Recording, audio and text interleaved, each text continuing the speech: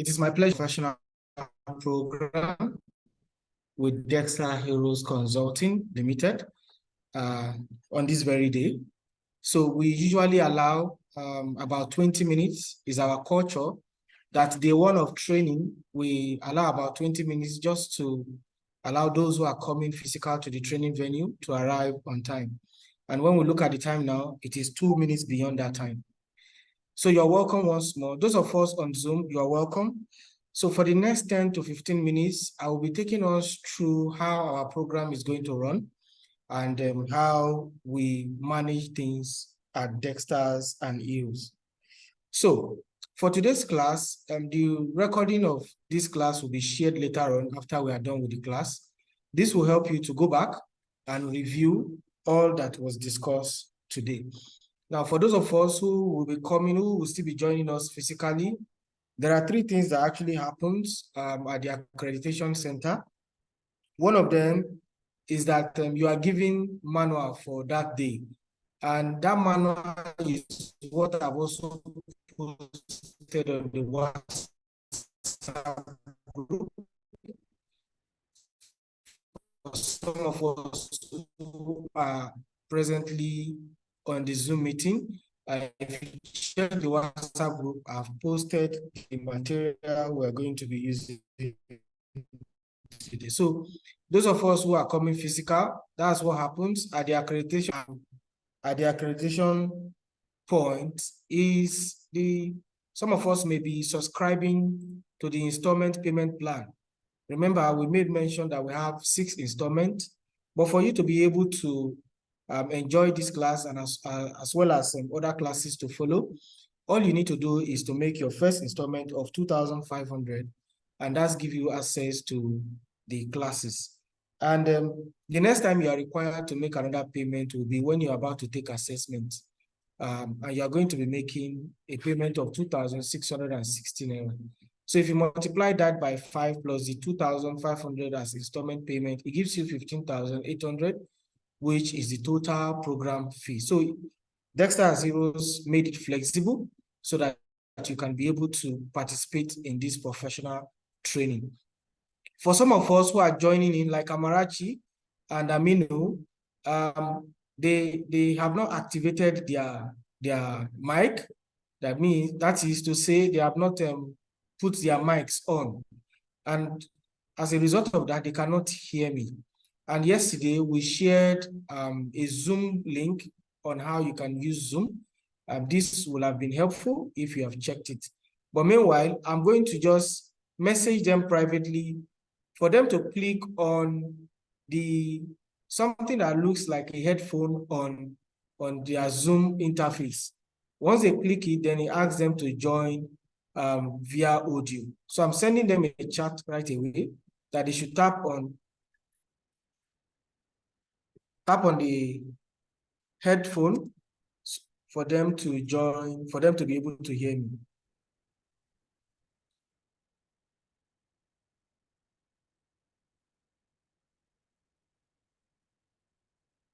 So I have just done that. I have just sent it to one of them, and I'm going to be sending it to Aminu. This is to help so that they can hear what I'm saying. Then, of course, Solomon, yes, send a chat. So I have sent them a chat. Just in case you are wondering, the facilitator, how does it look like? I am not handsome, but I am manageable.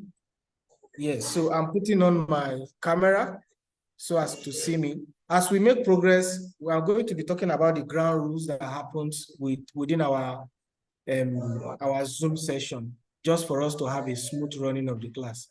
However, someone's mic is on. So let me just quickly say that. Okay, someone's mic is on. That is Rashida's mic.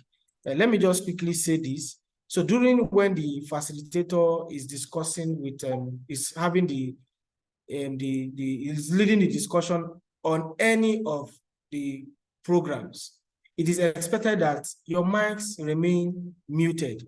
The reason is because the class is being recorded and we will share back these same materials, this same recording to the group platform. And you will come back and also go through it. So you will not want to be listening to noise. That's the first reason. And the second reason is, as the class is ongoing and your own mic is on, some noise that you cannot control may just be coming up from your end, from your background. And once that happens, it interferes with the ongoing class. So as a result of that, it is very important that your mic remains muted during the period this class is ongoing. So basically those two reasons. I'm still going to come back and talk more about how we manage our Zoom. Then the third thing that happens at the accreditation point is that your attendance is taken. Yes, as soon as you come, they take your attendance. And of course, when you're in class, you also take your attendance. So this is to also avoid, I be come now, I be there class. So if your name is not on the, it's not on the attendance in the class, of course, definitely your name will be at the accreditation point. And this also brings me down to our friends that are on Zoom, that one of the ways for you to take your attendance is for you to click on the chat box just by your Zoom and you will see it. You click on the chat box, you will see how you can send message. So when you click on the two, by the end, you will see meeting group chat. So I'm going to be sharing my own so that you can know how you need to take your attendance. So my name is YSG, and this is my phone number, 08093287034. Now, just see the way I've done it. That is how you take your attendance when you come to the Zoom platform. So you just put your full name and of course your phone number in front of you. So somebody's mic is also still coming up. Okay, I think it's yes. All right, Amarachi is now here. Thank you very much. So what are the ground rules for those of us who are on Zoom? The ground rule is that we keep our mics muted, like I've mentioned before. And of course, we want to put our camera off. Yes, I'm putting my own on now so as to let you know, at least to see my face so that we'll have an interaction. Because the class basically is going to be a discussion. So we are going to be interacting with each other. So that's why I'm putting my camera on for now. But as we make progress, I'm going to put my camera off. So it is expected that at your own end, you also put your own camera off. This way, it will not distract anyone who is joining the Zoom meeting. You know, some of us are beautiful, some of us are handsome, and we may be carried away by all of these things. For example, I come into a Zoom meeting and I see that your camera is on. The next thing I want to do is, let me go and check you out, if you are my spec or not. Now that becomes a distraction. And instead of me to focus on what the facilitator is saying, I will now be sorting out for people who their camera is on. And of course, it also gives us privacy, because I think we have had an experience where somebody's camera was on and the person wasn't even putting a clothes on. You understand? And it was a huge distraction. I think we have had that from a guy and also from a lady. So at any point in time, you just need to monitor your device so as to know you can take control of it. So that's the ground rule for those of us on Zoom. So your camera must be off, your mics must be muted. While the discussion is going, you may have one or two questions you want to ask the facilitator. Why not? Quickly go to the chat box and quickly type your question. From time to time, each facilitator reads it out.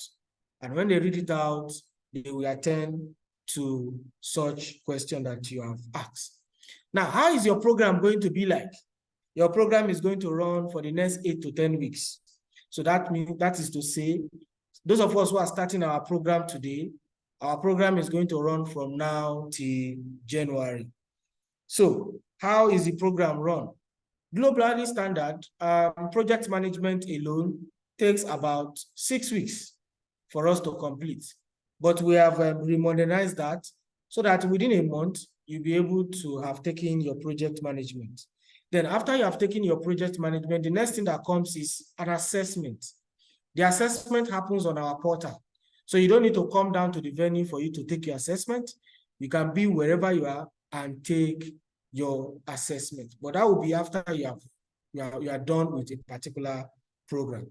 Then, of course, each Saturdays like this, when we come for our training, we try to focus on 2 programs per time. But today, we're just going to be focusing on one just to welcome you. Then from next week, we introduce another program. It could be public speaking, it could be health, safety, and environment, it could be HRM, it could be customer service, it could be data analysis and Microsoft Excel, as the case may be.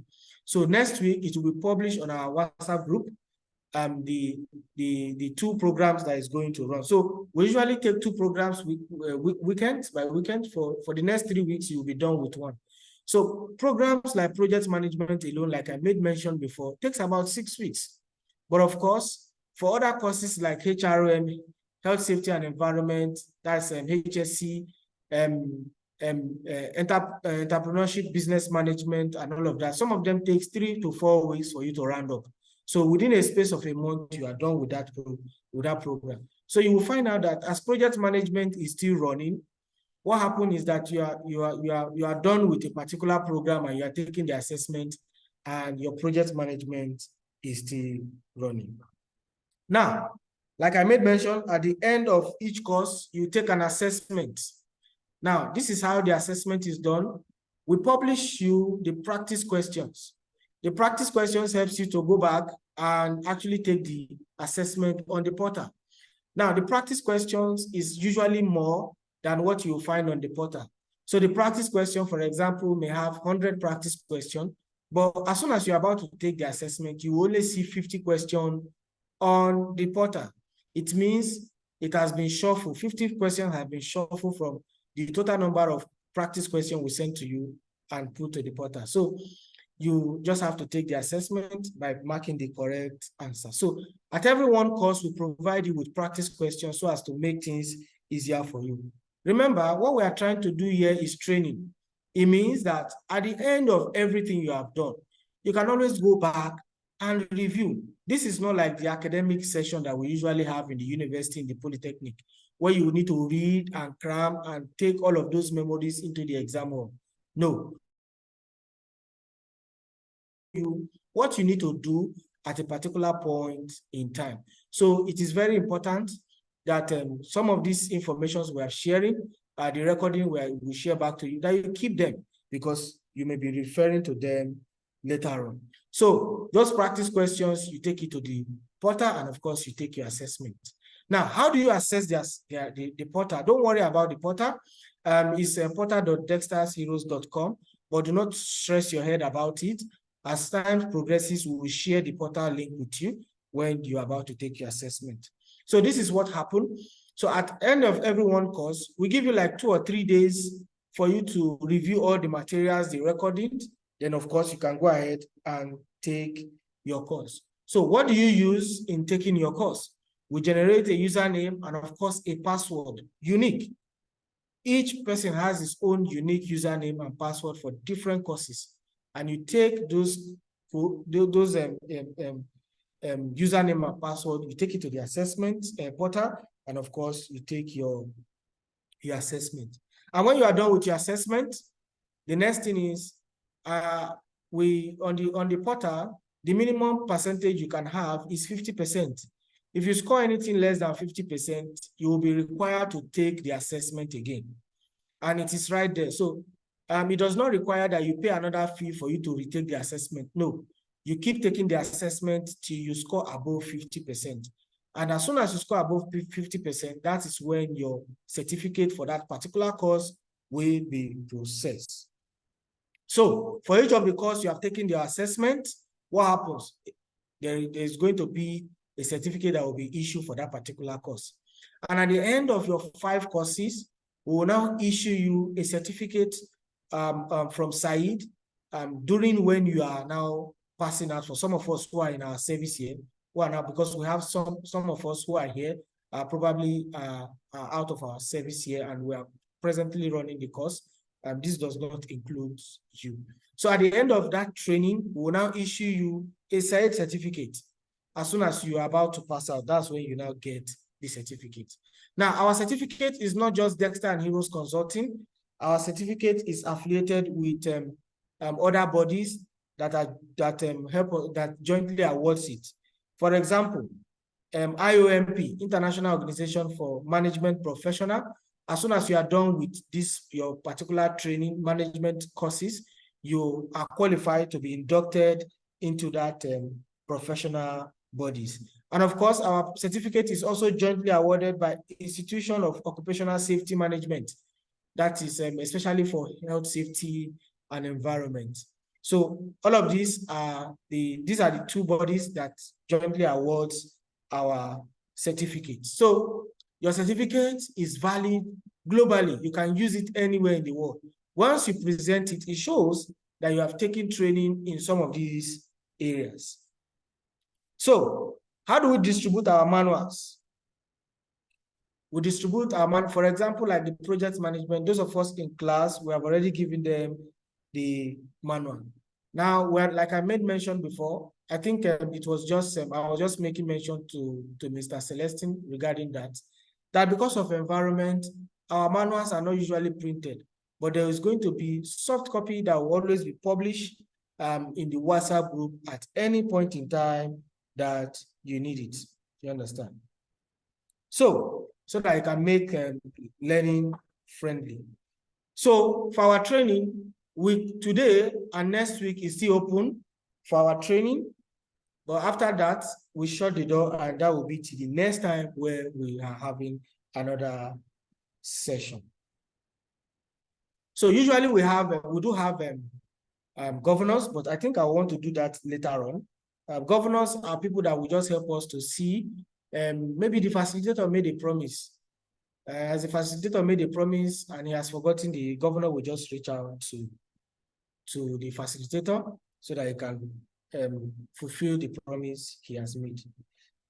So how many of us, you can use the chat box, how many of us check out Dexter Heroes Consulting Limited? How many of us checked out our website? Is there anyone that checked out our website? Just use the chat box. Okay. Yeah, someone is saying, I can't hear you.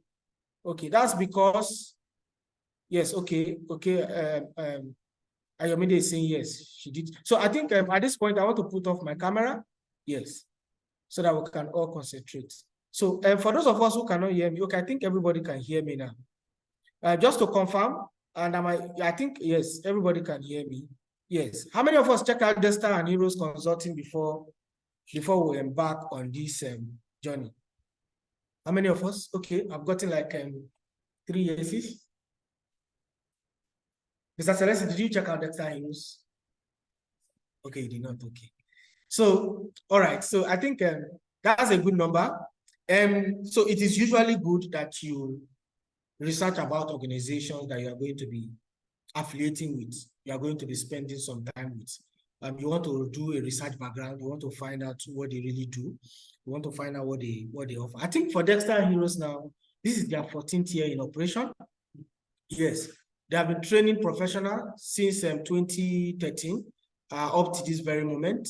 And so far, we have trained over 16,000 to 17,000 professionals to date. So our profile is there for everyone to see. So it is very important that you research about an organization that you are going to be affiliating with. Because I tell you, the time you are coming to spend for this training is nothing compared to the money you are paying. You understand? So you want to really check out this organization. This organization I want to be giving my next 2 months or 10 weeks. Yes, what are they about? And once you do this, it gives you confidence about yourself, about having a relationship with them. So what we do here is that we run an open course. An open course is when individuals come to the house like this and we train them. And of course, we run the other one, we go to the organizations and we also train them. So we train organizations and we also have people who come to our organization that we train. The goal of Dexter Heroes is that by 2050, we should have at least had something to do with 75% of all the organizations across Africa in providing values for their businesses and so on. So I also encourage you, for some of us who are here, some of us were unable to join the training that began this month, early this month, on the 4th of November, and we are joining today. I will also want to encourage you, some of you who are here, to also reach out to your friends that they should take this professional training, because it's really going to be helpful. We have so many experiences so far, and I will tell you just one. Let me just share one. I think it was last month, and we met someone at the airport, and the person was traveling for a trip.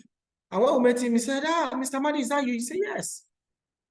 He said, see, look, this traveling I'm doing now is as a result of the training I had with Dexter and Heroes. It was the one that gave me that job. What's the point? Trainings like this provides you an opportunity for you to take advantage of when they present themselves. The truth is, we went to school or went to higher institution because we feel by the time we are back from higher institution, with our qualification, with our certificate, we'll get a job, not so. But at the end of the day, we find out that so many of us will come back and we just become an entrepreneur. So what we're actually going for school right now for is for opportunities that present itself. So when an opportunity comes, do you have the qualification for you to take that advantage? So basically, so we're encouraging you, for some of us who are here, who will be taking this training, please encourage your friends to take this particular program during their training session, their service here, so as to enhance and boost their job opportunity as time goes on. So Mr. Amadi, who is actually the one that does facilitate the discussion, day one discussion, is a PMP. PMP is the highest certification you can get when it comes to project management. Yes, it is given, is a honor that is bestowed by PMI, Project Management Institute. So they are the highest. They give that honor, that award. So as time progresses, you are going to also be meeting other facilitators.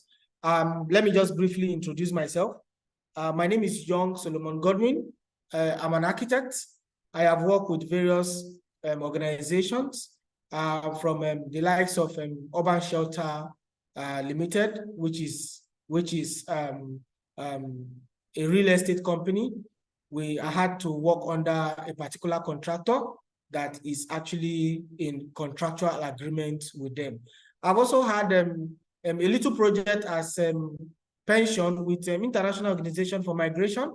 And as time progresses, I'm going to be sharing with you once there is vacancy in the organization. I'm going to be sharing that with you so that you can also apply for those jobs.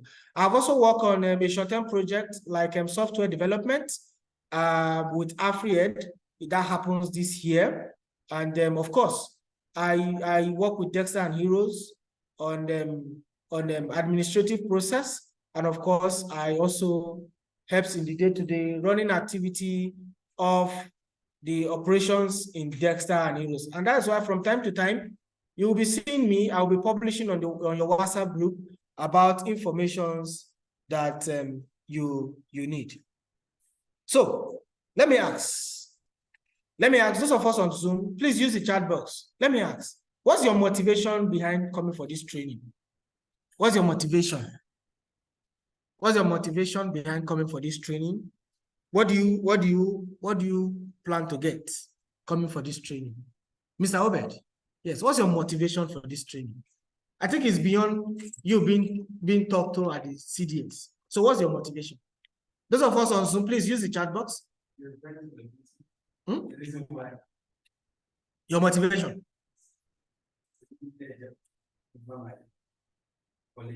All right. Yes. So Mr. Obed is saying to give him edge over his colleagues. Amarachi is saying to gain knowledge. Yes. Oyindamola is saying to acquire more knowledge. Yes. Yes. To gain more knowledge. Yes. Rashida is saying to gain more knowledge. Okay. Yes. All right. So it is very important that you have a motivation for anything you are embarking on.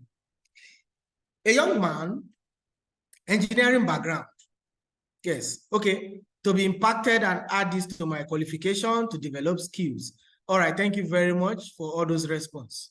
A young man, engineering background, went for an interview at a bank. He has done his first interview. He has done his second interview. He is now on the third stage of his interview. And when he went into the room, he met these two young men who are in the panel. And they asked him one simple question. Why do you want to work for our bank? Why do you want to work for our bank? And the guy said to them, well, I'm here to work for the bank to save more money so that I can travel abroad for my post-degree program. Now, I want to ask, if you were the one in that panel, will you give him the job? So why? So those of us on Zoom, please quickly respond. If you were the one, if you were part of those in the panel, will you give that guy the job? No, basically that within a short period of time, he will need the profession to pursue his career. Okay. So all right. Ayomide is saying no. I will not give him the job at all. Oyindamola is also saying no. Laila, it's not me. I cannot give him that job. David is saying not at all. He's not a serious person. I will not give him the job. Yes. I'm expecting more comments. Yes. Yes. No. I mean, he's saying no. All right. So all of you are saying no. Please, why don't you want to give him the job? Why don't you want to give him the job? I think for two reasons, or maybe for one. Yes. Okay. Amarachi is saying that the organization is not a charity organization. That I cannot give him the job because he has his own selfish interest. Now, the truth is, have you also looked at it from another angle? That this person is very honest. That when he comes in and he begins to work, it means he has a goal. And for whatever goal he has, he will try to achieve it so as to meet up with his money he wants to save. That's also another angle to look at it from. But majority of us, yes, majority of us may not give him the job. Simply because, first, you need to be dedicated to the job. You understand? Yes. So, okay, Miriam is saying, I will give him the job to help him develop himself. His response as regard the question was bad, was based on a personal interest. However, he's honest. You understand? Remember, it is not just his first interview. It is not his second interview. It was his third interview. So for him to gain the third time for him to be interviewed means he has all the qualification that is okay for him to get the job. Guess what? Guess what? He got the job. They gave him the job. Now, the point is, when you have interview and they now ask you, why do you want to work for us? Don't go and tell them that it's because you want to save money and travel. No. Because what works in his own case may not work in your own case. So while it is good to be honest, it is also important that you set your priorities straight. Now, what's the point? The point is for everything that you are embarking on, you should have a goal. That guy has a goal. His goal is to leave the country. I just want to work 2-3 years, gather the money and do what? So when you are coming for this training this morning, it is important that you have a goal for this training so that at the end of the day, you will have achieved that goal. So what is my own goal this morning? My goal is to help you see how you can run projects from beginning to the end. We are going to be discussing about the 49 processes involved on how you can run projects. We are still going to be looking at the 10 knowledge areas that you need to manage properly. And if you manage that 10 knowledge areas, you have automatically managed the 49 processes. And we're also going to be looking at the life cycle of our project. Now, let's begin properly. Yes, let's start. Let us begin properly. So like I made mention before, our standard of training is provided by PMI Institute, Project Management Institute, PMI. We take their materials, that's what we use. So during this class, we're going to be having communication the way we have been having. It's a discussion setting, it's an adult setting. Yes. So for some of us who are online, please, I just encourage you to pay more attention to listening than writing. You understand? Because we are finding out that learning happens when people are here. Yes. As soon as we are done with this class, the next thing that happens is everybody don't find one thing where they want to go to. They don't go back to their manuals to read. It happens, and it is normal because of the circumstances we find ourselves. So, but the experiences, the examples that we are going to be setting is what will make you to also recall some of the information that you will need as at the time when it is needed. So, like I made mention, my goal is to help you run project from beginning to the end, from initiation to closing of the project. That's my goal. Now, so what is project? What is project? Yes, is a two-way communication. Is an interactive class. In your own view, what is project? Those of us online, please use the chat box. In your view, what is project? What is project? Yes, in your own view. That is targeted at building results at the end of it by such as creation of products, and that including services. Thank you very much. So Mr. Celestine is saying that a project is an assignment that is targeted towards creating results. Am I correct? Yes. There's one thing I want to pick there, assignment and result. Those of us on Zoom, oh yeah, I'm waiting for your responses on the chat box. Yes, Mr. Celestine said, project is an assignment that is targeted on creating results. Assignment and result. So those of us on Zoom, please, use the chat box. What is project?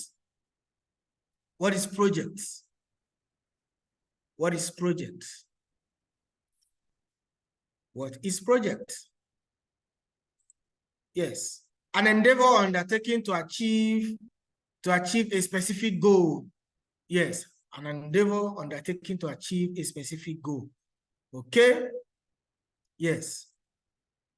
More answers, more answers. I'm waiting so that we can make progress. It's a discussion class. It's not one-way communication. Yes. All right. So, a task needed to be completed. A task, an assignment, task, assignment. Let's qualify them as one. Task and assignment that needed to be completed. An endeavor, we put endeavor too as a task and an assignment needed to be completed. Now, if you look at a process of bringing a vision to life, that's Amarachi. Thank you very much. Now, if you look at it, your definition, Mr. Obed, is saying an assignment undertaken or targeted towards creating results. Now, an assignment, that means there is a task. Now, targeting towards creating what? Results. It means it has to move from one state to another state. Now, another thing someone may mention here is that a task that needs to be completed, it means that there is a deadline. There's a time frame that needed to be completed. It means there's a time frame. Let me look at another person's definition. A process of bringing a vision to life. That's result as well. Now, a project is an assignment, but not all assignments are projects. A project is an assignment, but not all assignments are projects. So what are the characteristics that qualifies an assignment to be a project? What are those characteristics? So we have seen that project is a temporary endeavor undertaken to create unique product or service. So what are those characteristics? If you look at this definition, 3 things comes to mind. Temporary, creates unique results. Are you seeing that? Temporary, creates unique results. It means there is a time frame and the result must be different. You understand? So, for a project to be called a project, from not an assignment project, but to a project, it means it must be what? Temporary. That's one of the first characteristics of how you qualify a project. It means it must have a deadline. That is, if you are building a skyscraper, because when we talk about projects, so many of us think of skyscrapers, we think of railway track, we think of robots, we think of AI, we think of moving from Earth to the moon to all the planets. No, I'm going to be showing you how project, as little as projects can be. So for a project to be called a project, or for an assignment rather, to be called a project, it means it must be what? It must have these characteristics of it being temporal. So it must have a time frame. Very important. So it can be 1 day, it can be 2 days, it can be 3 days. What you want to look out for is the deadline. That's one of the characteristics you need to look out for. What is another characteristics? It must create a unique result.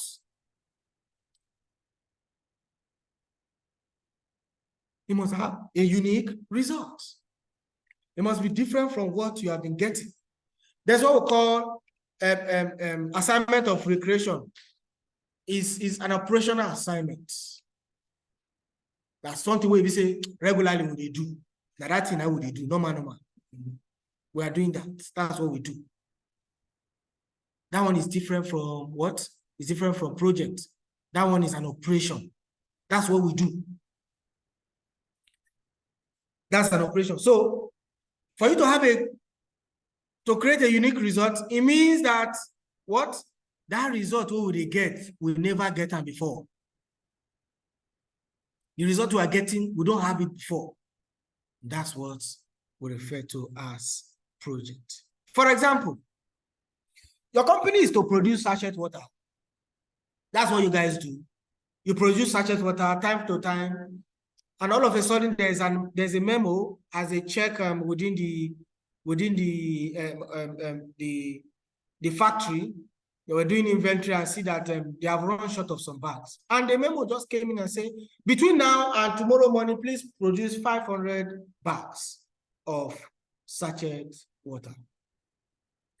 Now, is that a project or an operation? Those of us on Zoom, please use the chat box. Is that a project or an operation? Okay. Why do you say it's a project? Okay. All right. Okay, I'm getting the answer. Ayomide is saying is a project. Okay, maybe I should rephrase that. Let me rephrase the question again. Yes. Oyindamola is saying is an operation. So your organization, what you do is to produce sachet water and you supply. Then you run an inventory, you see that the number of water you have will not be enough to supply for this weekend. And you send in a memo and say, between now and tomorrow morning, please produce 500 bags of sachet water. So is that a project or an operation? Is that a project or an operation? Yes. Okay, to you it's a project. Time. Yes. Between now and tomorrow. All right. So you must recall that for you to qualify what a project is, it must have the characteristics to be called a project. Yes, which is temporal, which you are correct. But there is something else. Unique results. That sachet water what you produce, is it something you have been getting before? Yes. You have been producing sachet water. So it becomes an operation. But if you have not done it before, it is your first time. That becomes a project. So what we are now looking at this point is the result we are getting. Are you able to spot the difference now? The reason why I'm bringing that in is because I try to put one of the characteristics to see whether you are going to fall for it being a project or an operation. Are we together? Those of us on Zoom, are we together? I believe we got that explanation. Yes. So we have been producing sachet water. All of a sudden, there was a demand from our customers. And she put that they produce sachet water. Oh yeah, now we begin producing bottled water now. How you guys can produce bottled water for us? And all of a sudden, your MD or the CEO comes in and say, okay, fine. Our customers are requesting for bottled water. Please. And between now and next week, please come up with a design of bottled water. Let's produce. Now I want to ask, is that an operation or a project? Yes. So Indamola is saying it's a project. Yes. More answer? More answers? Okay, I should come again. So this time around, we have been producing sachet water. And that's what we have been producing. We have been producing sachet water. And there is a demand from our customers that we should produce bottled water. And I said to my team members, please, between now and next week, please come up with a design of a bottled water that we need to produce. Is that a project or an operation? That's the question. Okay, yes. So I've gotten answers. And they say it is a project. So I'm just happy that we are getting the point. So now let's look at the characteristics of this bottled water now. Is it temporal? Is it temporal? We're looking at the characteristics now. Is it temporal? Yes. Is it a different result from what we have been getting before? Yes. So it's a unique result. So this is a project and not an assignment. Are we together? All right. Another one I want to bring in mind. I want us to play our mind around what a project actually is. You understand? So we went for a drilling project in Ekiti State. And after drilling, we were able to supply about 5 communities with this borehole drilling, and they were giving them water. Now, that's the first time Ekiti is doing something drilling, borehole, in their community. And we did it successfully, and it was supplying all the communities, at least to the maximum of what they needed, maximum of water they will need in the community. Then all of a sudden, the governor of Kano visited Ekiti, and the governor of Ekiti decided to take him around and say, look at what I've done for my community. And was like, wow, who did it for you? And he said, oh, it's an ABC company that did it for me. And we're like, that's good. Please, can you give me their contacts? And the governor of Ekiti gave the governor of Kano the contacts. And the governor of Kano placed a call to us, ABC company. He said, look, I saw what you did in Ekiti. You see that exactly same thing when you do for Ekiti. Please, I need you to come to Kano and repeat that same thing. That same drilling you did in Ekiti, please come and do it exactly the same in Kano. Now I want to ask us, is that a project or an operation?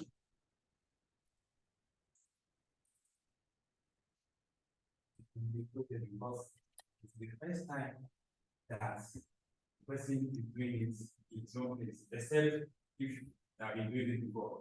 But if at all, when it happens to be the first time, it can be seen as project. Okay. Yes, you're actually correct. But we are going to look when we are looking at results, when we are putting the features of what qualifies, what makes a project. In this case, we must always look at it from the angle of the end user or the sponsor per se. You understand? So put that in mind and try to check if it's a project or an operation. It is a project for Kano people. Yes, somebody is saying it's a project for Kano people. Oluwatosin is saying it's an operation. Your first time in Kano, right? Yes. So that's correct. But then if you look at it from our own angle as an organization, it's an operation. Because we have been doing this year in, year out. Yes. So we must always look at the result from the sponsors. This drilling, they get out for Kano before? No. Is that their first time? Yes. Is it a project to Kano people? Yes. Is it a project to us? No, it's an operation.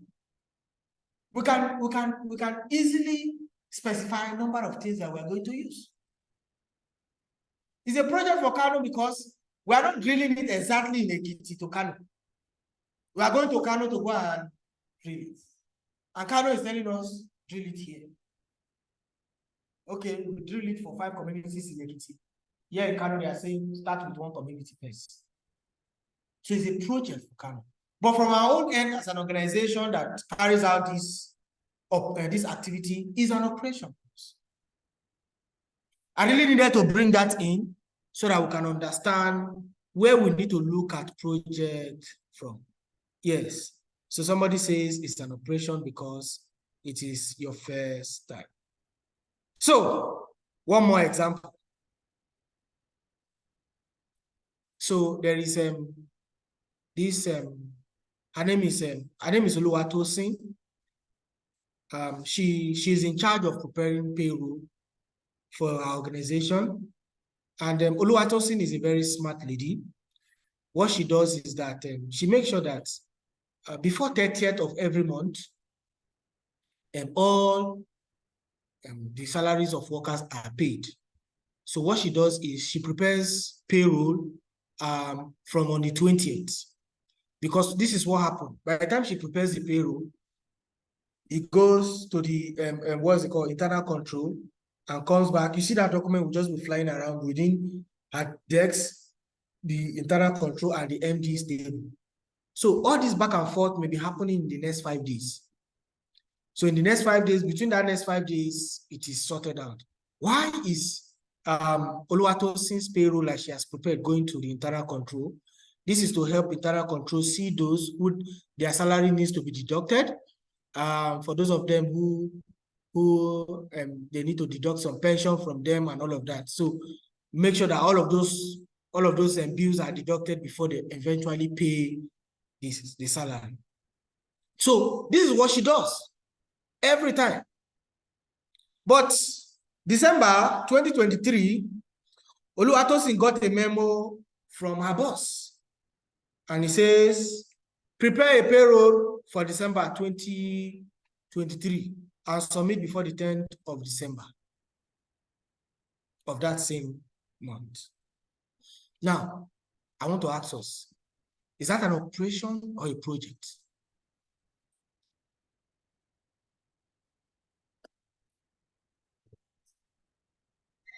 Okay.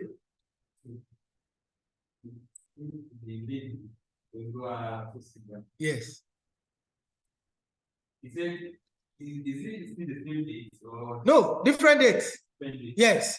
They are telling her ahead. We are still in November. Today is November 25th. This is around the time Oluwatosin prepares a payroll, monthly payroll, and goes back and forth. This is exactly the time. But now Oluwatosin is getting a memo saying that prepare payroll for December 2023. Yes. Of money.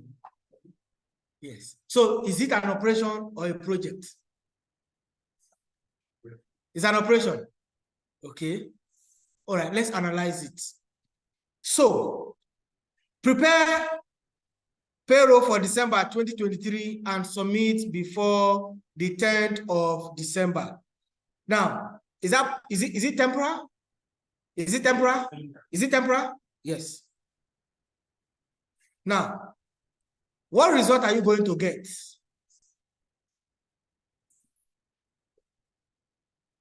You are saying,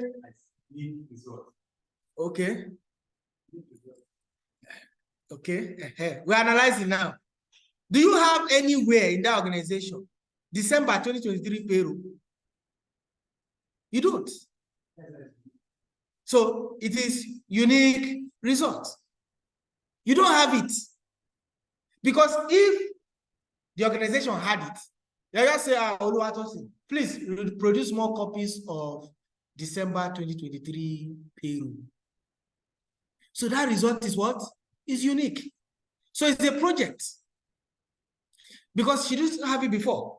And normally she doesn't prepare her payroll between first week of December to 10th, or first day of December to 10th. That's not where she prepares her payroll. Recall, I made mention of when she usually does her payroll preparation. So it's a project because it is nowhere to be found. Do you understand? So we're trying to use different scenarios so that you can get the analogy that involves when we are defining what a project is. So like we made mention before, a project is an assignment, but not all assignment is a project. Are we together? So what are the another characteristics that we look forward to when it comes to projects? What is another characteristics? Projects are progressively elaborated. That's another characteristics. Projects are what? Progressively elaborated. Now, elaboration may be coming from different angles. Elaboration may be coming from costs. I will tell you, before now, if we want to move from our house to a certain point in place, there's a place where we spend 500 before now. But presently, if you need to move from that same point, you are spending almost close to 1.5. Am I correct? Yes. Imagine you had a project when you are spending 500 as a transport to your site or your working place, and now you are spending 1.5. Is there a variance? Is there a difference? Yes, there's a difference. So that's why we say cost can come in. Now you have a project to be going to a certain place, and what you have in mind before is to spend 500 naira to go, but now you are spending 1.5 to go. Has that elaborated? Yes, when it comes to cost. So it happens in projects. You go to the market today, the materials you want to buy to carry out your project, you discover that when you get to the market, something of 10 naira before, they are telling you is now 15 naira. You go back to the project sponsor and you ask, what is on the budget is 5 million, but when you put things into place now, you are having 15 million, 20 million. Has it elaborated when it comes to cost? Yes. So projects are progressively elaborated. So you must be someone who opens your heart to changes. You must also adapt. And I will tell you, in running our professional programs here at Dexter Views, one of the things we usually do before is to have our trainees pay an installment of 5,000 for them to have a session with us. But we have to go back and do some review. And right now, for you to be able to have access to the class, you can pay as minimum as how much? 2,500 to make things easier. So that's project. And you keep reviewing. So the fact say they don't give me project, they say, I design this bottle water. Now 1,000 they pay. And see, I don't mind, I don't know how Naira I want to pursue dollar they reach. Still that same 1,000. No.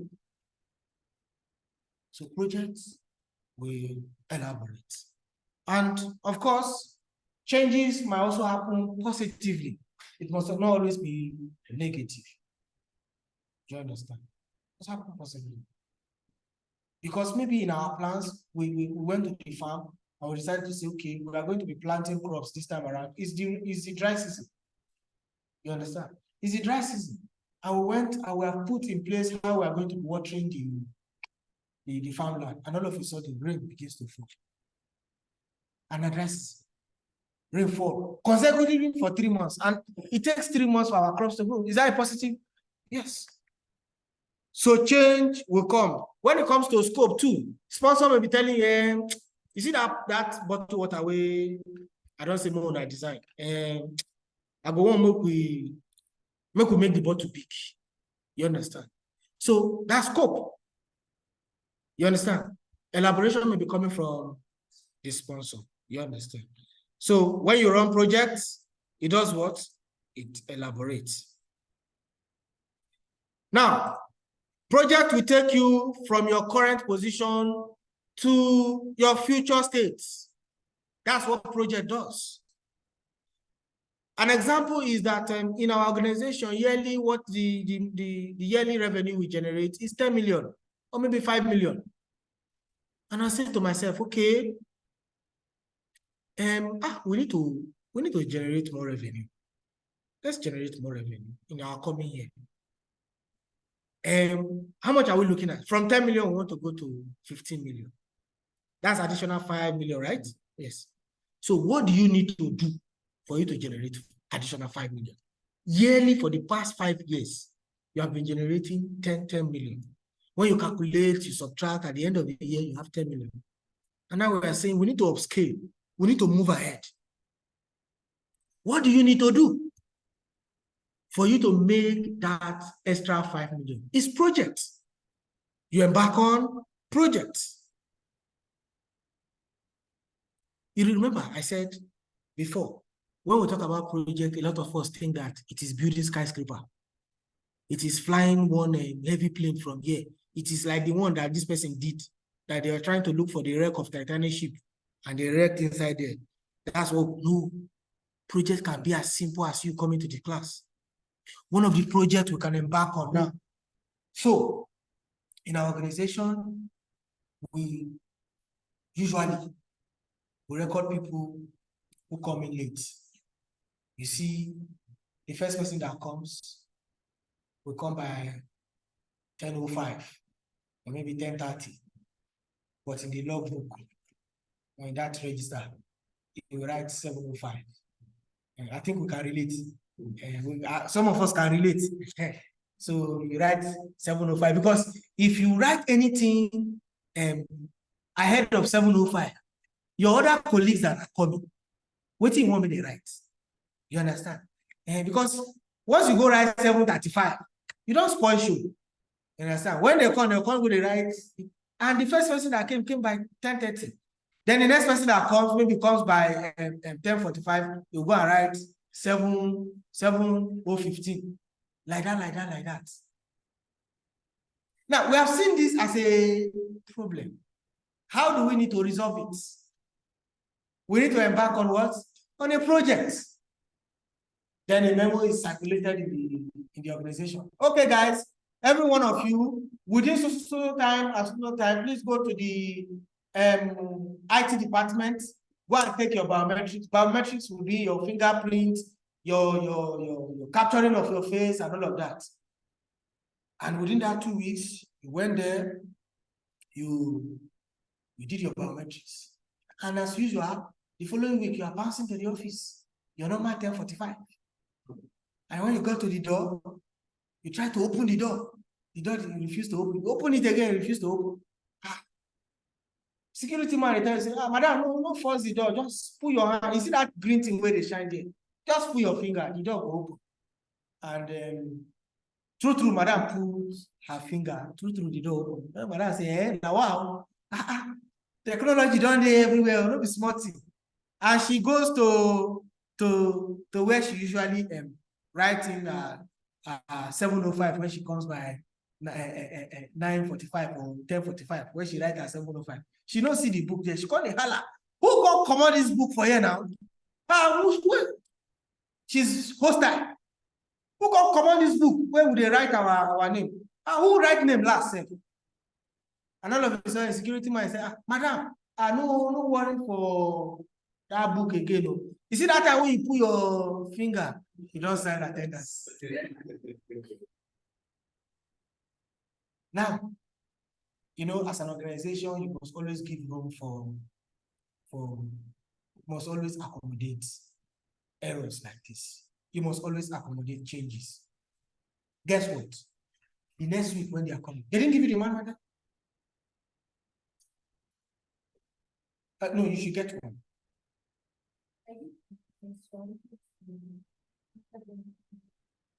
Okay, no, that's what we are using now. Yes, this very manual. That's what we are using. Yes. Are you in November 25th or you started earlier before? You are starting today. No, please go and get it. No. You started before. Please get the money. What's your name? Sedu. Okay. Please get it.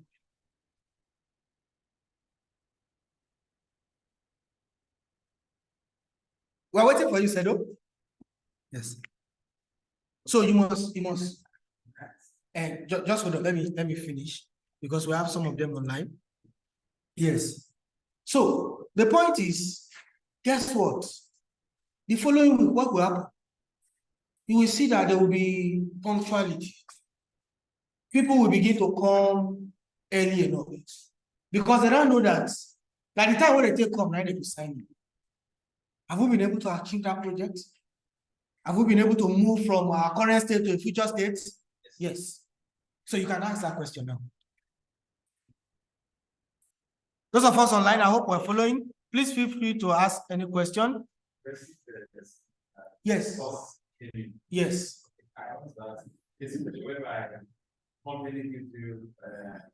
Projects. So they are not the line, there's improvement of costs. Yes. Are they going to consider it if there's any improvement, like you say that from the study where they increase to transport from yes. Of 500. Yes. So they are not the line increases to 1.5. Yes. Is there any how the company can consider if you write any of that? Yes. There's what we call contract review. Yes. Remember, that's why it's always good that you sign a flexible contract and not to sign a rigid contract. Do you understand? It is always important that you sign something flexible. Be wary of contract because it can lead to litigation. You understand? So you must sign something that no matter how the economical situation is, you can always adjust. It happened to us in one of our projects in Life Camp. We're building a condominium. We got, I think it's about 4 floors. We got to the 3rd floor and we stopped. Because as at the time we started our project from beginning, cement was 2,200. But by the time we got there, cement was 2,600 650, 2007. We cannot continue on such projects. So we needed to write to the organization, Urban Shelter, that they should passionate appeal for them to review the contract. I think one of the things that were put into place is they value what was left to be done in that project and they pay based on the current price of material. You understand? So you always go back to the sponsor, and that's why we'll be talking about changes. We'll be talking about changes as you make progress in your project management class, where you can always go back and meet the sponsor to request for additional time. It's not just cost alone, additional time, and there may be additional scope. You understand? And of course, cost. You understand? So it is always open for review. Yes, it's always open for review. Customer does come to our organization and they complain that they will sit for so long before we attend to them. Then the next thing we did was for us to provide a customer interface where they can go ahead, and of course, they will resolve their problem online. How many of us still go to the bank? I don't think all of us go to the bank every now and then. There are just some things you just want to do. I think maybe basically maybe when you are requesting for a statement. But a statement says you can still generate it and print it on your, you understand? You understand? That's reducing human interface. You understand? Now, what is project management? What is project management? Project management is the application of every one thing that you know. The tools, the techniques, all of it. Application of knowledge, tools, techniques for you to be able to effectively manage the team. Effectively what? Manage the team. See, as we make progress, you are going to be seeing that most of the work, most of the activities that will be carried out in your project is with the team. The team is responsible. And if you do not manage the team very well, what happens? Your project fails. So if your project is successful, big kudos to your team. And if it is not, the project will suffer. So providing leadership as a project manager. Because you must begin to see yourself now as a project manager because you are leading team. Are we together? Yes. So project management is the application of knowledge, skills, tools, techniques to effectively manage the team towards the deliverable goal. Look at this second definition. Project management is the application of tools, techniques, skills, and knowledge, project activity to bring out successful results and meet up the requirements. So now, for you to be able to understand what a success of a project is that you must know that it should not be constrained that will delay you in achieving that project.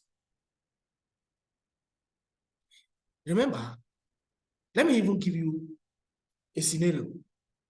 So the project is that you have to design this laptop, let it be screen touch, let the battery be able to last throughout the whole day. I'm talking about the specification now. Screen touch, the battery should be what? Can last us 24 hours. The laptop should also shut down anytime I am not using it. Maybe for the next 5 hours, next 5 minutes, I'm not using it. The laptop automatically shuts down. Now, the cost of you running this project, for you to run this, they gave you 5 million. Now, we want to define what success is when it comes to projects. How many specifications is there? Screenshot, battery life, the laptop should automatically shut down on its own. And of course, the amount they gave us for it is 5 million. What's the duration? The duration is 2 months. I think we have been able to cover it. So, scenario 1, you deliver the screen touch. You may want to write it down so that we can analyze it. You may want to pen this thing down, I'm saying now. Those of us on Zoom, please, you may just want to jot it somewhere because we want to analyze and see how we define a success when it comes to a project.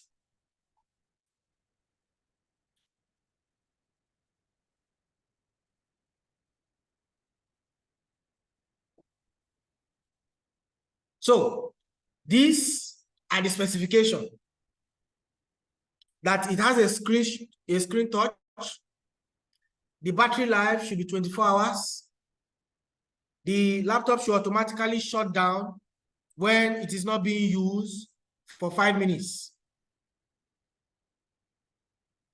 What's the other one now? Yes. So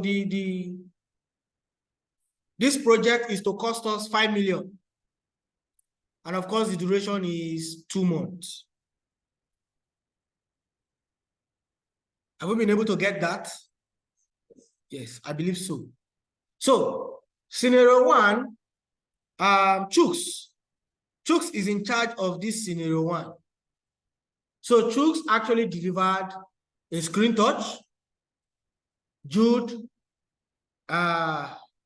delivered the battery life. So, the battery of that laptop can last 24 hours. Yes. Jude actually spent the 5 million. Yes.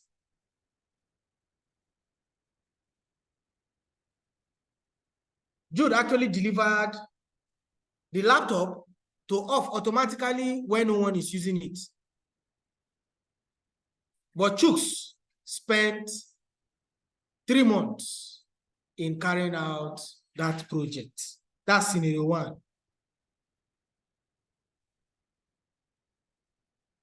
Have we gotten the scenario 1 now? Have we gotten it?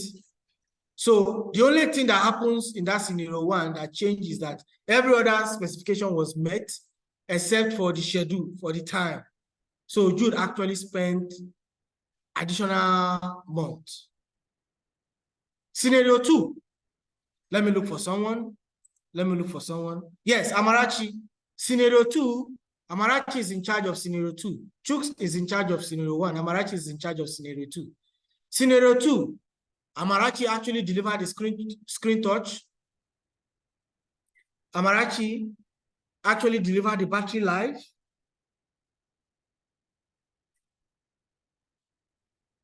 Amarachi spent, instead of 5 million, Amarachi is an Igbo babe. She spent 7 million.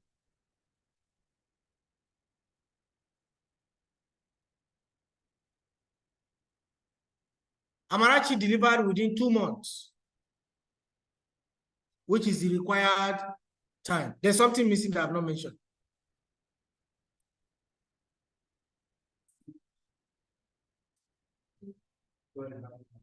Yes, Amarachi delivered the battery life. Yes, Amarachi also delivered the system to shut down if someone is not using it for the next 5 minutes. So Amarachi delivered everything except for the money. Amarachi spent more than 5 million. Amarachi spent 7 million. That's the difference. Then, let me look for another person. Yes, Oyindamola. So Oyindamola is in the third scenario now. Oyindamola actually delivered the screen touch, but she did not deliver the battery life. So the battery only spent 5 hours. After 5 hours, it don't off. Amarachi did Oyindamola, she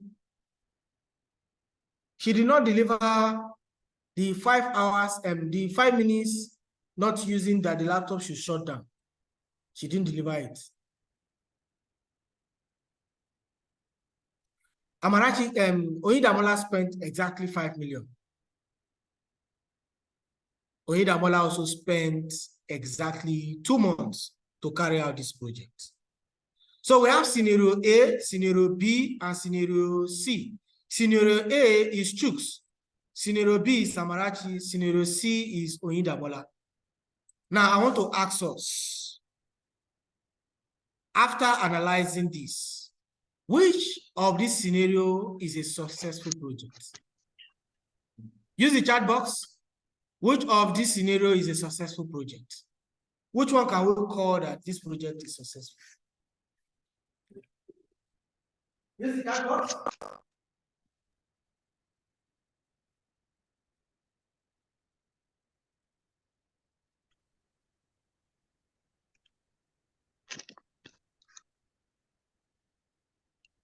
Which of the scenarios is a successful business?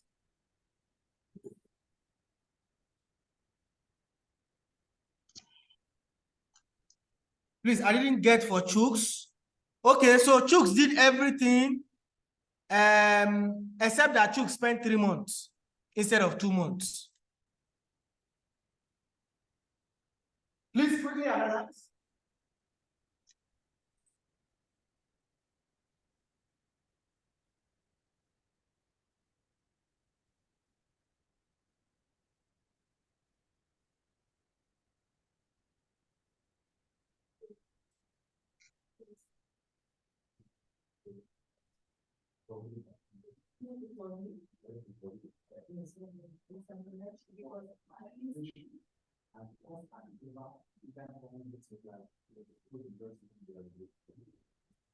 So we are trying to define what it means for a project to be successful. So among these 3 scenarios, which of these projects is successful? Which of them is successful? Amarachi. Okay. Okay. Okay, Amarachi. Even Chooks is choosing Amarachi. But Amarachi spent 7 million. Yes. Project, according to project characteristics. Yes. Cost is part of it, and it can either fall positively or negatively. Exactly. Very, very correct. Thank you so much for that, your response. But it is not only Amarachi's project that is successful. Someone else's project there is successful. Yes, thank you very much. I love this fact. Ayomide is saying because of the characteristics of projects is progressively elaborated, just like what Mr. Obed has said. Yes. Yes, Chooks as well. Chooks as well. Thank you very much. Thank you very, very much. Yes, you are correct. Success is defined based on the specifications and not on the amount and not on the time. Because who approves the additional time? The sponsor approves it. Who approves the additional costs? For Amarachi, extra 2 million. The sponsor approves it. I don't know what he said to the sponsor. When made the man just come out another 2 million. You understand? So those things work. So success is you being able to deliver to specifications and not the time and the money. Are we able to achieve what we wanted to achieve? Yes. Like we made mention before, like you rightly said, projects are progressively what? Elaborated. Things will happen, things we never thought of will happen. Are we together? Yes. So we define success of a project by us meeting the requirements. Thank you very much, everyone, for that input. It is really appreciated. So like I said before, things will not always go as planned in your project. So therefore, you should be ready to accommodate changes. In terms of duration, you can. In terms of duration, in terms of budget, and of course, in terms of specification, it is not every one time you go on knocking at the door of the sponsor. And I want to also tell us, in managing projects, it's also for us to balance constraints. I'm going to be showing you some of the constraints we are going to be meeting as we make progress in our projects. Balancing constraints, things that you will meet during your projects. You understand? 6 of them, majorly 6 of them. You need to balance them. And there's a triangle of constraints that if you pick one to solve one alone, it affects the rest. We're going to be looking at it. Balancing constraints. I used to have, Mr. Martin used to say that he has this boss. He would say that excuses at times or incomplete. That for any excuse going to be key. Prove to excuse you. But excuse me is hard. Am I right? Excuse don't mean it's hard. Now excuse me go talk. But what pays the bill? Result. Result is what pays the bill. In fact, you would say that you see this word, then it's boss. It's madam. You don't say they read the word.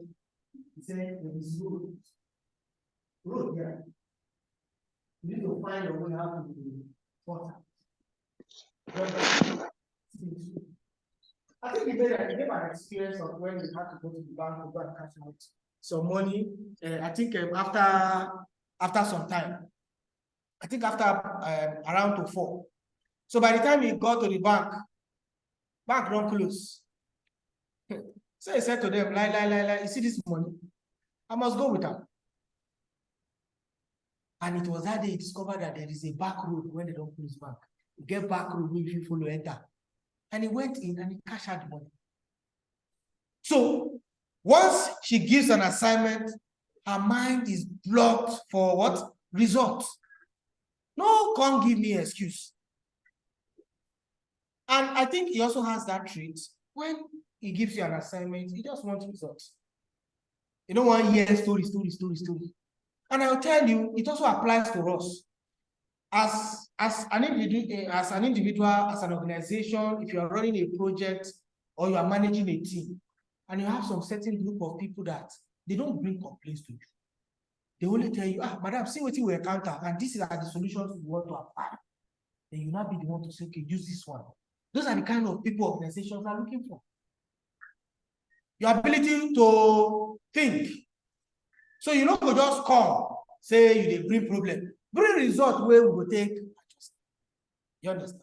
So in managing project, for your project to be successful, you also need to balance constraint. It's not every one time you run to the sponsor for him to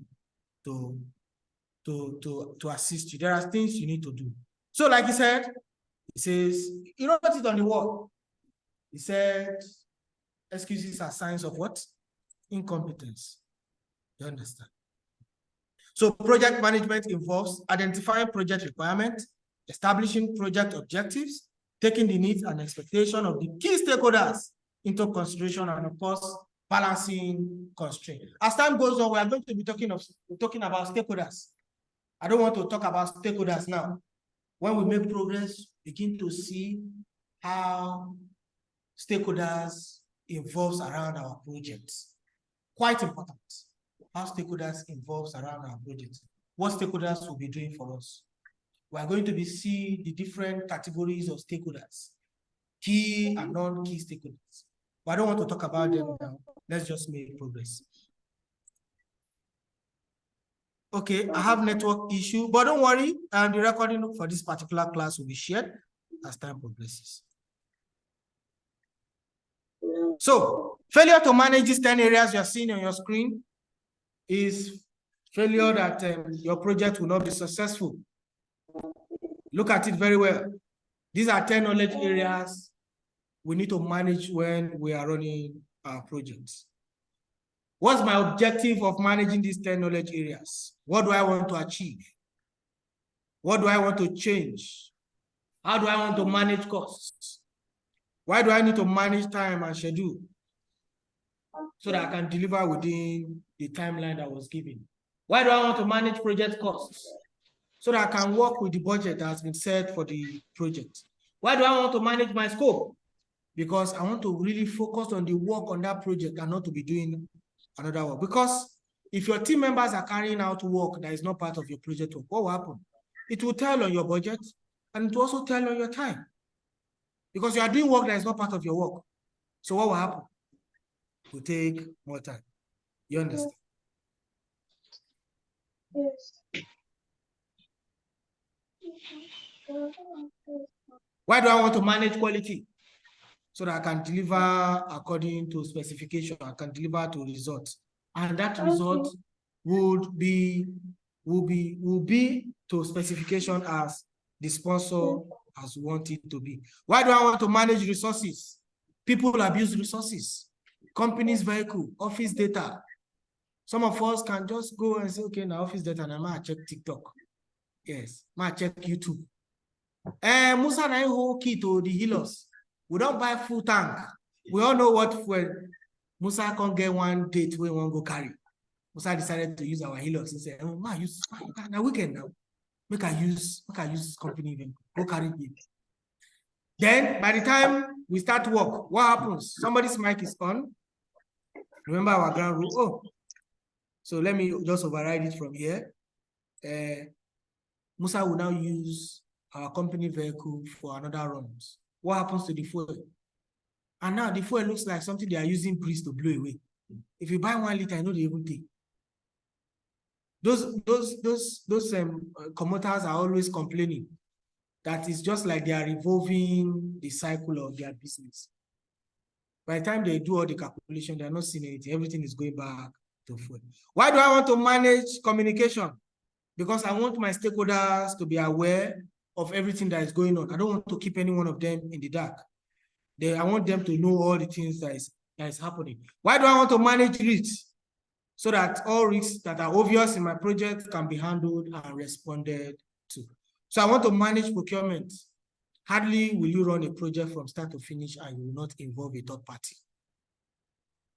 You see, procurement is, when we say procurement, it means those extra people where you bring come in, maybe they come follow you run your project. You understand? Those extra people. So that's procurement. So when you bring them, you will give them some things to do, because what is going to bind you is contractual agreement also. So you give them what to do. So you also need to manage them, and your management will be based on the kind of contractual agreement that you have with them.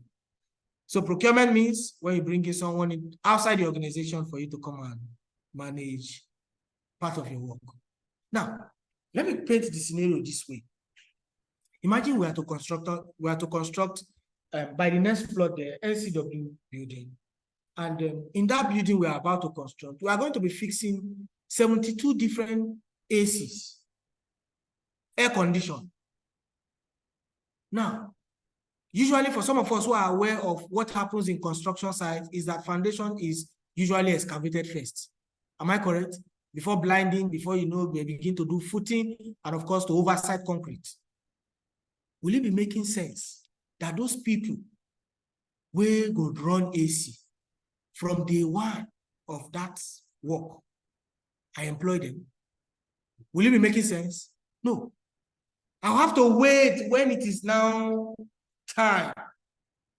Do you understand? So that's how managing vendor is. Of course, you must have given out the contract. They must have been aware that they are the one installing the AC. But that does not mean that they are coming to come and resume work day one of that. You understand? So procurement is also based on your planning with your procurement team. We call them vendors. We call them third-party relative relationship.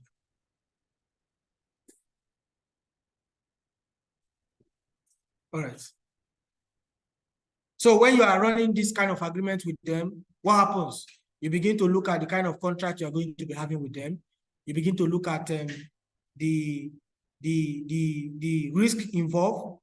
And you're also going to be looking at you are going to evaluate their proposal, and of course, they are going to express their interest. And of course, at the end of the day, you are going to monitor them. How do you resolve conflict cases? Another name for the people you bring into your project, like I made mention before, is called vendors. Subcontractor in some cases, those of us who work in site. Yes, so there may be issues that may be coming up. How do you resolve them? You understand? So those are one of the things you do when it comes to procurement. Why do I want to manage stakeholders? So that I can make sure that their expectations are met. Why do I want to integrate the project so that all aspects of my project does not suffer or lag behind? So these are the 10 knowledge areas that is involved for us to manage our projects from beginning to the end. So if you manage these 10 areas, you have automatically managed those 49 processes I mentioned before. If you look at it, there are more like action statements. Do this, do this, do this, manage your money very well, do this one, arrange your weekly progress report very well, and all of that. If you do that, your project will run very well. So the point made is these 10 knowledge areas are the procedures that you need in order for you to manage your project successfully. Let's make progress. Remember, I spoke about the knowledge areas. Now, these are what it includes. I'm not going to be reading all of this. So far, for me to manage my costs, maybe they gave me 2 million. What do I want to do with that 2 million? I should be able to spread across that 2 million across all the activities that is going to happen in my project. You understand? If you add all the number of things that you are going to do, all of them, you should be able to spread. That's for cost. Now, for each of these project knowledge areas, all of them have processes. Each of them have processes. And if you combine all the processes in each of these knowledge areas, it will give you that 49 processes. I'm still going to talk more about them, but of course, these are still the 10 knowledge areas that is involved when you're managing your project. Remember, I said that there are 49 things to do when it comes to running your projects, but there are ways we approach them. There are ways we approach them. For each of these 49 processes, which we are going to be taking you through, for each of them has an input. It has a techniques, and of course, it has results that we need to generate from it. Are we together? Now, if you look at your screen very well, you are seeing project life cycle. This is how project runs. This is the stage you follow when you are running a project. And the first one you are seeing there is initiation. And from initiation, if you see the arrow is pointing to where? To planning. And from planning, the arrow is pointing to where? To execution. And between execution and monitoring and controlling, there's a flow between them, right? They are all pointing to each other. And from that monitoring and controlling, the arrow is also pointing back to planning. Let me use my pointer for those of us who are online. Yes. So initiation happens first, then it moves to planning. And from planning, we move all the way to execution. And between execution and monitoring and controlling, because these two will run concurrently. I remember we said projects are progressively elaborated. As it elaborates, how do we find out? Is when we're executing. And once we execute, we're also monitoring and seeing how it's going. And if it's not going to go according to the original plan, what happens? We return back to the plan and make an plan. Then, of course, the project comes to an end. Let me quickly ask this question so as for us to flow. Who initiates a project? Who initiates a project? Those of us online use the chat box. Who initiates a project?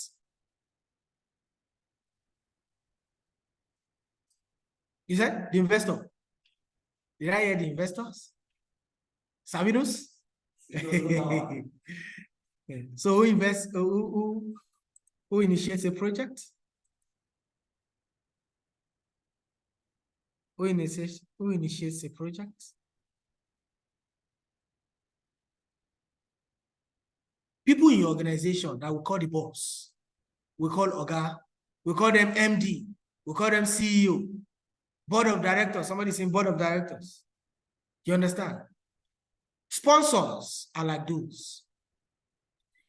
Initiating of projects is usually the sponsor's responsibility. He initiates the project.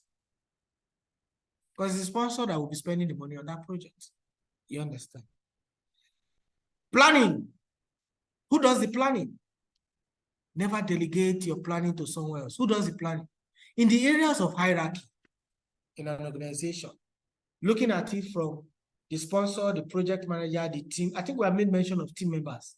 Yes, we have also talked about stakeholders partly. Yes. So if you are putting them in a hierarchy, who comes first in a project? Who comes first? Who comes first? The sponsor of conference. Yes. Who comes second? Is you. Yes, you are the project manager. Then followed by your team. Those are the people that come first. So, but in your planning process, you must not delegate it to someone else. You understand? You can call your guys. Hey guys, maybe 6 of them. You cannot just delegate and say, okay, Sedo and Abel, I don't delegate this project. Mona planner, I'll just work out. No, it's not done that way. As a project manager, you need to plan yourself. But of course, you can involve other people in the planning process. And that's where stakeholders comes in. Then who executes the project? Who executes the project? The team. The team does, but then go they carry out the actual activity. Remember I said it. They are the ones to carry out the activity. Thank you very much, King Obuchi. He said board of directors. Aminu says sponsor. Yes. You understand? So who carries out the project activity? It is the team. So the team is the one responsible for executing. You understand? So what does the project manager do? If the team is responsible, what does the project manager do? He monitors, he manages the team closely. You understand? So it is the project sponsor that authorizes the project manager manages the project team carry out the activities, they execute the project. And when it comes to closing of the project, it is the sponsor that also authorizes the closure of that project. That is after confirming that all the specifications that he gave to you has been met. Now, for us to initiate our project, 2 things must come to mind. For us to initiate our project, 2 things are involved. One of them is for us to develop a project charter. And the second one is for us to identify stakeholder. Now you may be wondering, what is charter? Charter is simply a document that is telling us about the project. And charter is usually developed by the sponsor. But that does not mean it cannot involve you. That does not mean it cannot involve the board of directors. That does not mean it cannot involve some other members who have high stakeholder, who have high stake. Are we together? So the sponsor may just tell you, oh, okay, Obuchi, I need you to, let's build a skyscraper somewhere in town of Abuja. Let's just build it. So the next thing Obuchi will do is for him to just carry a document and begin to write. Okay, how do you want it to be built? What location? Exactly which plot are you talking about? Where and where? So, you know, all of those documents, what's the budget and all of that? That comes as, so at the end of the day, before you even make, before you make an inch on that project, what happens? The sponsor will do what? We have to authorize it. You will have to sign it.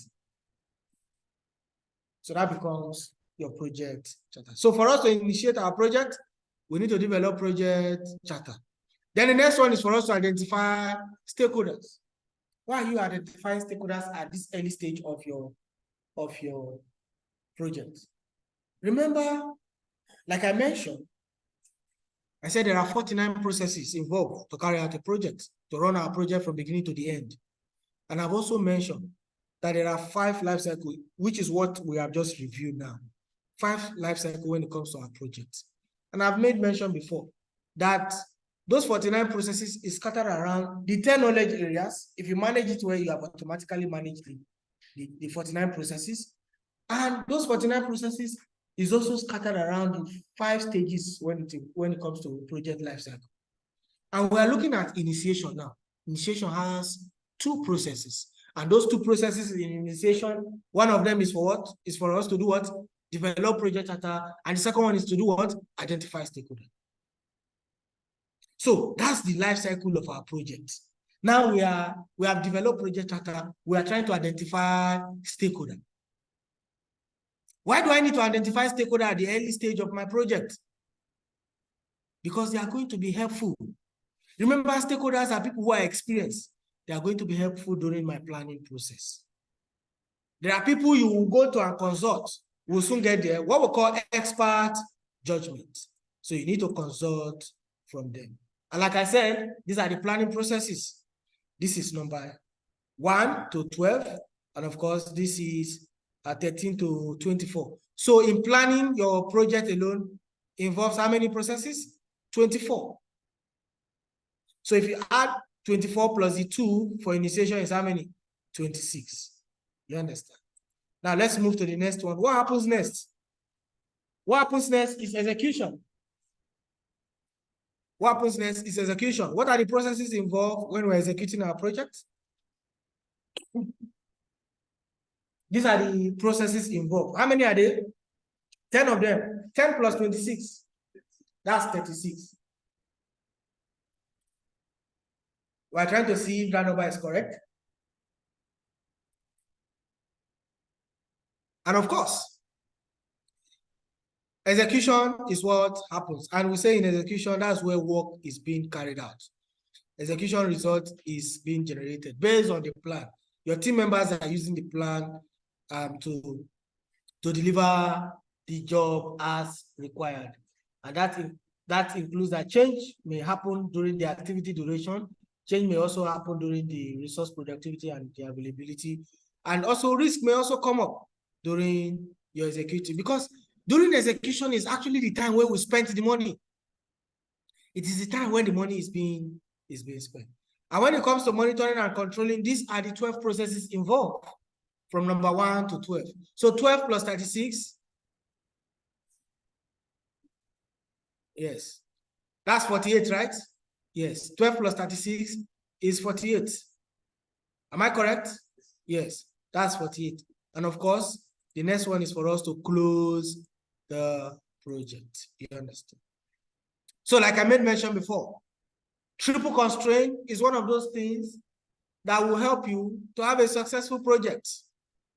The idea of this constraint is that a change in one factor will impact one or both of the other factors. You understand? Now look at it. When there is additional costs, what happens? Time will also suffer. The scope will also elaborate, like most of the examples we have made mention. So if you try to reduce the time for the work, the scope will suffer. At least one will suffer when you try to adjust the other one. You understand? So these are the triple constraints that of course, that occurs. Now, no matter the industry you are, you must meet these 6 constraints.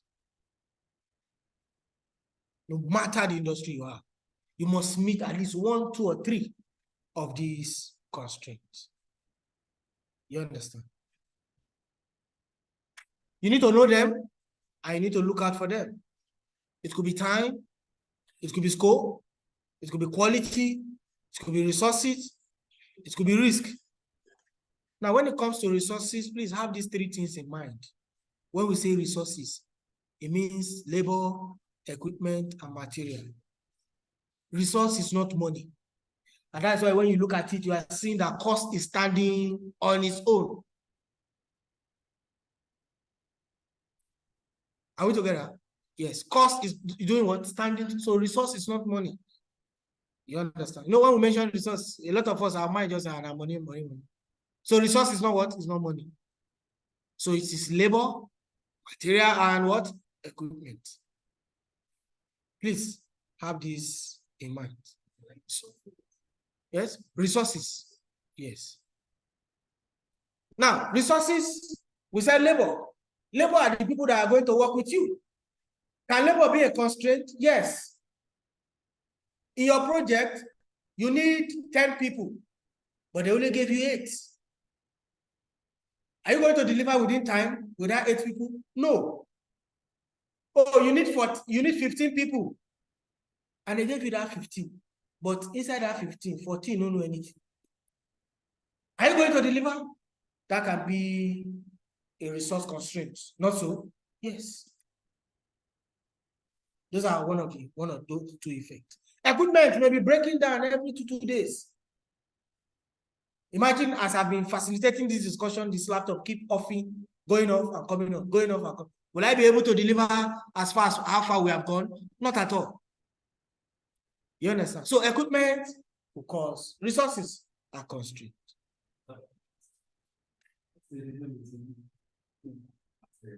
Equipment and material. All right. So a simple explanation will be that this is an equipment, this is an equipment. The manual you are holding is material. Do you get the logic? Things like this. Equipment are things that you can always use. You can always move them. For the construction industry, for example, we have tractors, we have concrete mixer, we have excavator, and all of that. We don't use them in that site and bury them there. We take it somewhere else.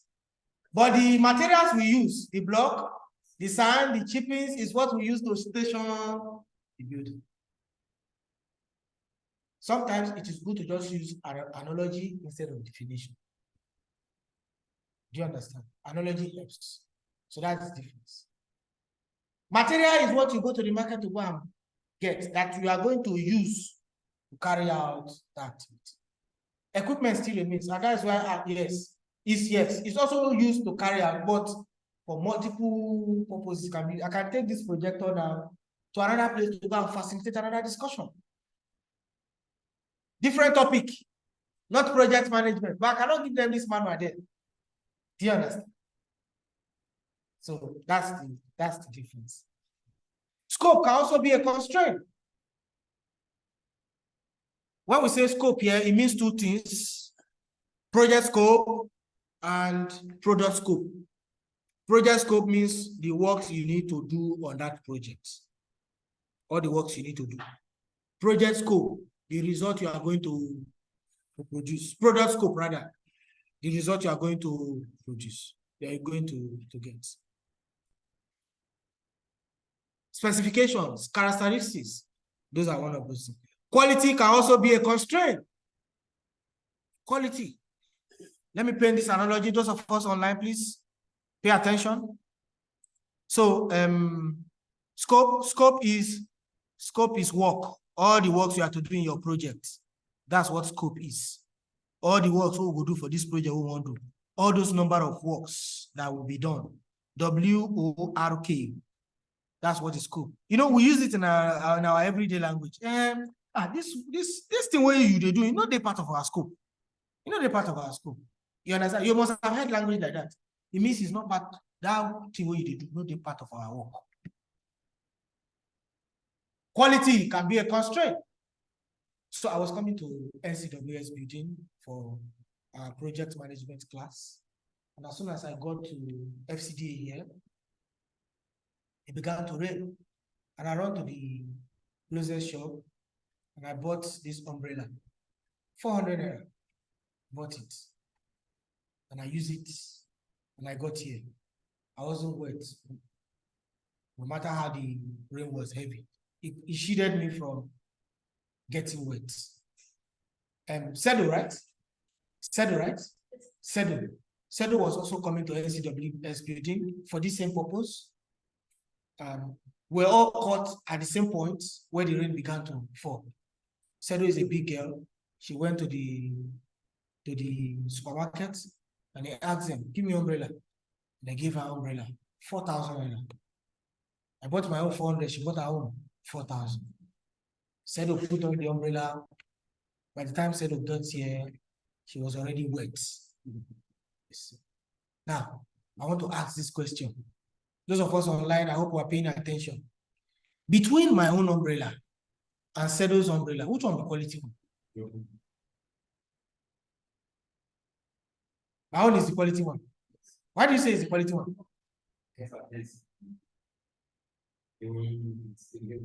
It delivered what was meant.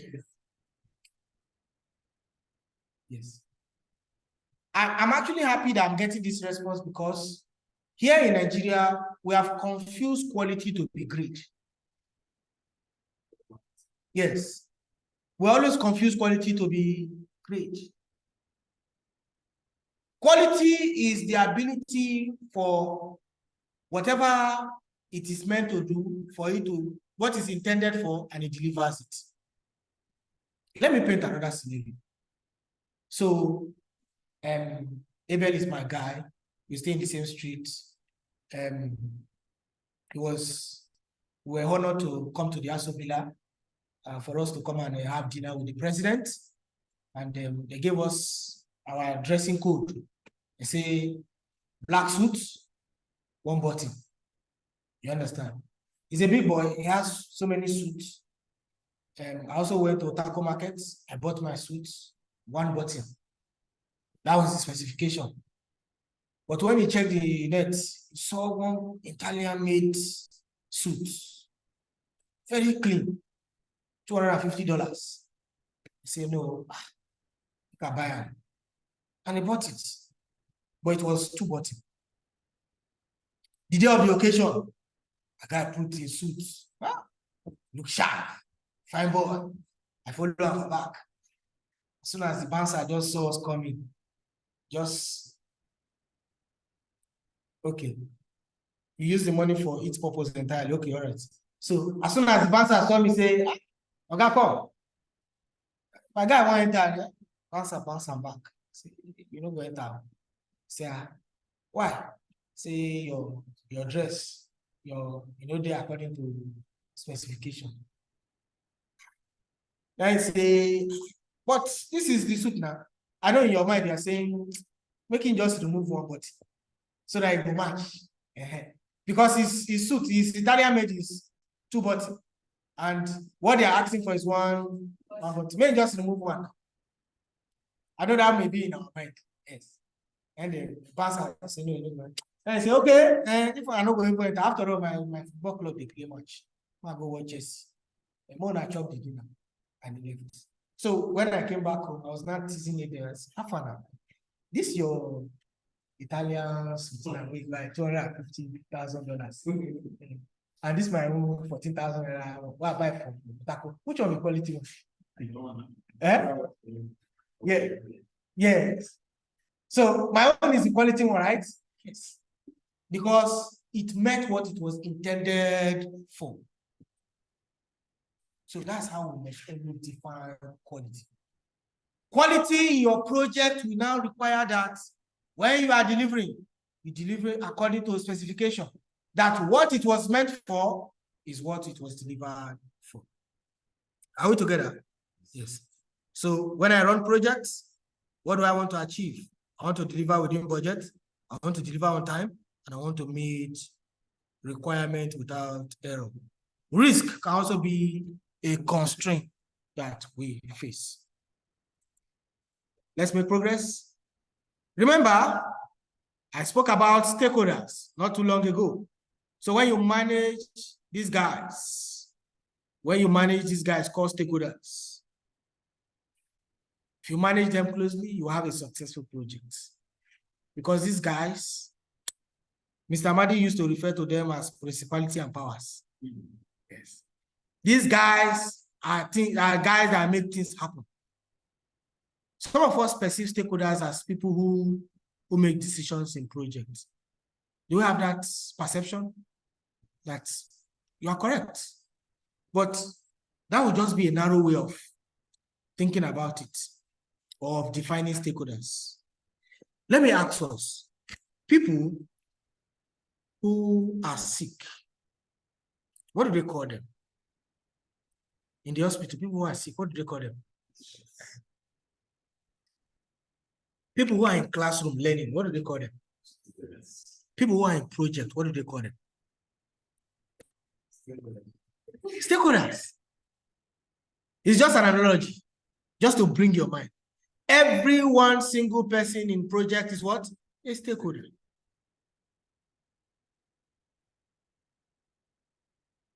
No matter the role, you must not always perceive a stakeholdership from its role.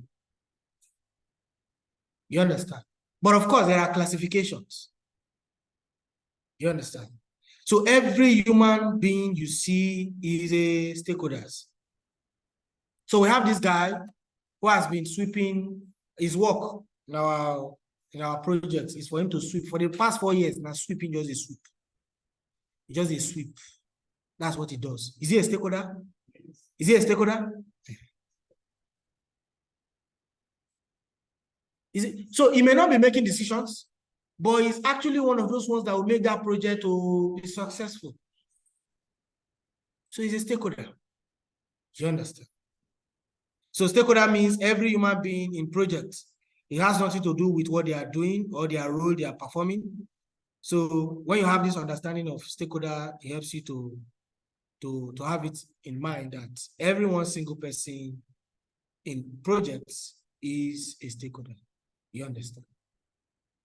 You know, it's not everybody that is coughing that has COVID. Am I correct? Now, it's not everybody that is even in that sick bed in the hospital that are suffering the same kind of diseases. Some of them are even there for them to go and visit other people. Am I correct? Yes. So, in as much as people who are in the hospital are sick, all of them have different sicknesses. Some is severe, some is small. So that is where classification of stakeholders come in. There are key stakeholders and there are non-key stakeholders. How many of us have read that book, Animal Farm, George Orwell? Those of us online? Yes.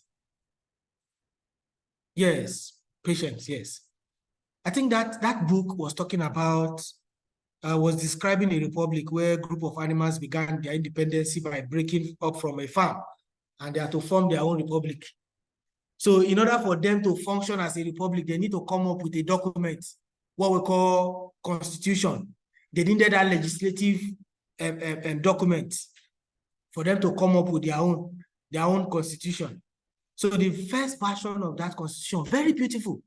It reads that it saw everybody equal. brings everybody together, where it says all animals are what? Are equal. So everybody, now we're analyzing it now. Every one person in projects is a stakeholder, and all of them are equal. Not until some of those animals that said to themselves, with their personality, they can take advantage of some of the other ones. They begin to say, hey, let's come together now. We have power. Let's form some leadership. You understand? But you cannot do that without a constitution. So they went back, they redrafted the constitution, and they now said, this time around, all animals are equal, but some are more equal than the other. And that was the beginning and the end of that republic. So in as much as we perceive that stakeholders are people who makes decisions, every one person in project is what? A stakeholder. But of course, there are classifications of stakeholders. Are we together?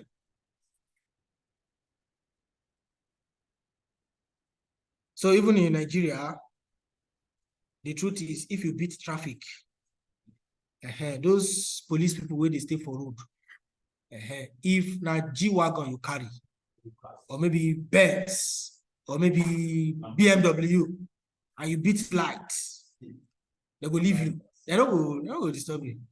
Make a long man beat lights. First way they do along, beat lights. All the money where you don't work for, they will collect them. Did you see the difference now? Yes. Some stakeholders are more equal than the other. So all stakeholders are not truly equal. There are guys who will refer to as key stakeholders, like I've mentioned. They may not be plenty, they may be few. You understand? There may be 3, 4, 5 of them in your project. You understand? But guess what? The success and failure of your project depends on those guys. So you really need to pay attention to whatever they are saying. Because the major chunk of my work running project is that I want to keep these guys happy. Because you need to pay attention, and that's where communication comes into play. You are going to be managing them, and you'll be giving them feedback. You don't want to put them in the dark. You also want to look out for them, check out what their concerns are. You need to listen to them. You understand? You know, there are hierarchy when it comes to our project. I think I mentioned before, sponsor, you as the project manager, the team, and of course, other members of the stakeholders. You understand? Yes. So your team member are also considered stakeholders. What's the point I'm making? When you run projects, your work is always to find out those who are stakeholders, who are influential, those who can make things happen, those you need to keep happy.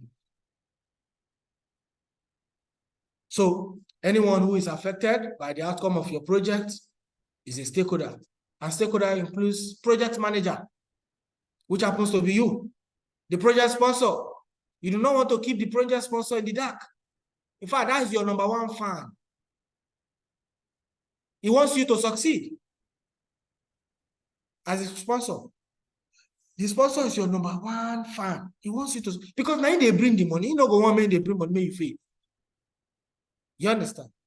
Very important. And of course, the board of directors are also stakeholders in your project. Functional manager, depending on the kind of structure your organization is running.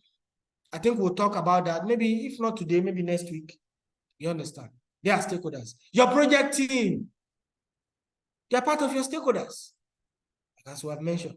Vendors, suppliers, third party, they are your stakeholders. Because these are all the people that makes your project run, of course.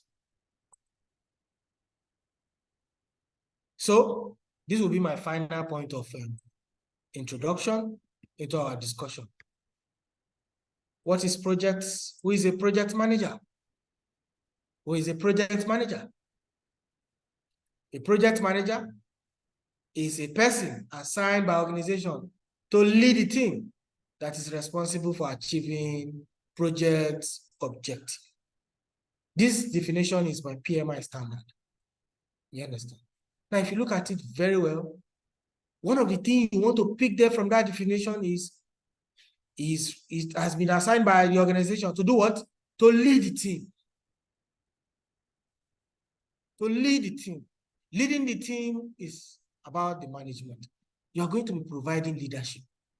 You are going to be paying more attention to your team members. And that's when we come to execution, you are going to see how it relates. Because during execution, that is when the activity is happening. And that is where you get to know some of your team members who may be loafing around. You get to see the performance of your team members. You are going to be able to see who you can recommend for future projects. You understand? So a project manager is someone that company assigned to lead the team. The team is the one responsible for achieving that goal. So as a project manager, if you fail to lead your team, what will happen? Your project will also suffer. And you will not be a successful project manager. And of course, all projects are composed of processes. We have said it before, project manager are the people responsible for managing the project processes and applying the techniques, the tools to carry out the project activity. Simply put, your team members that you are managing, your team members that you are leading, remember, you are leading them according to the plan that you have put in place. So the tools and the techniques, the requirement that is expected of you is documented in the plan. So it is now for you as a project manager to continue to remind them of what is in the plan, especially when it comes to the certain activity, when it comes to scope, so they don't begin to carry out work that is not part of the scope. So basically, you are providing management skill.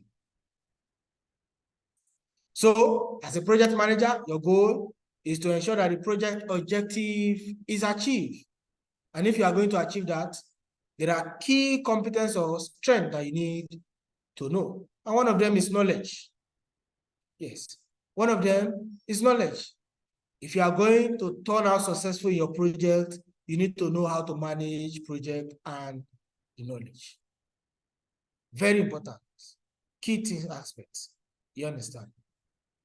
You need to know that when it comes to initiating my project, there are two things involved. Develop project charter, and of course, identify stakeholders. You need to know that during your planning processes, there are 24 processes you need to plan for. That's knowledge. During your execution, you need to know that there are 10 things involved in executing your project. That's knowledge. During your monitoring and controlling, you need to know that there are 12 processes involved for you to monitor and control your projects. And of course, during your execution, during your closing of your project, you need to know that there is just one thing for you to do to close the project. Be it you have PhD in any industry. I tell you today, quote me anywhere, you cannot run a project successfully if you have not undergone project management training. You can never run a project successfully.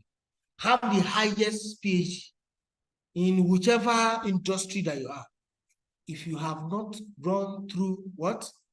Run through project management, you cannot deliver a project successfully. Delivering project is based on performance. What do you need to do for you to deliver a project? You're a doctor, does not translate to the fact that if we give you a project for you to go to maybe Nasarawa community, for you to go and deliver a polio vaccine, means that you would run it successfully. No. You must know what is involved in running a project for you to be able to carry that out. This has nothing to do with the medical terms.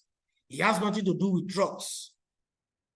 It has a lot to do with processes. What do I need to do? Do you just want to pack drugs and go to the community and start distributing? No.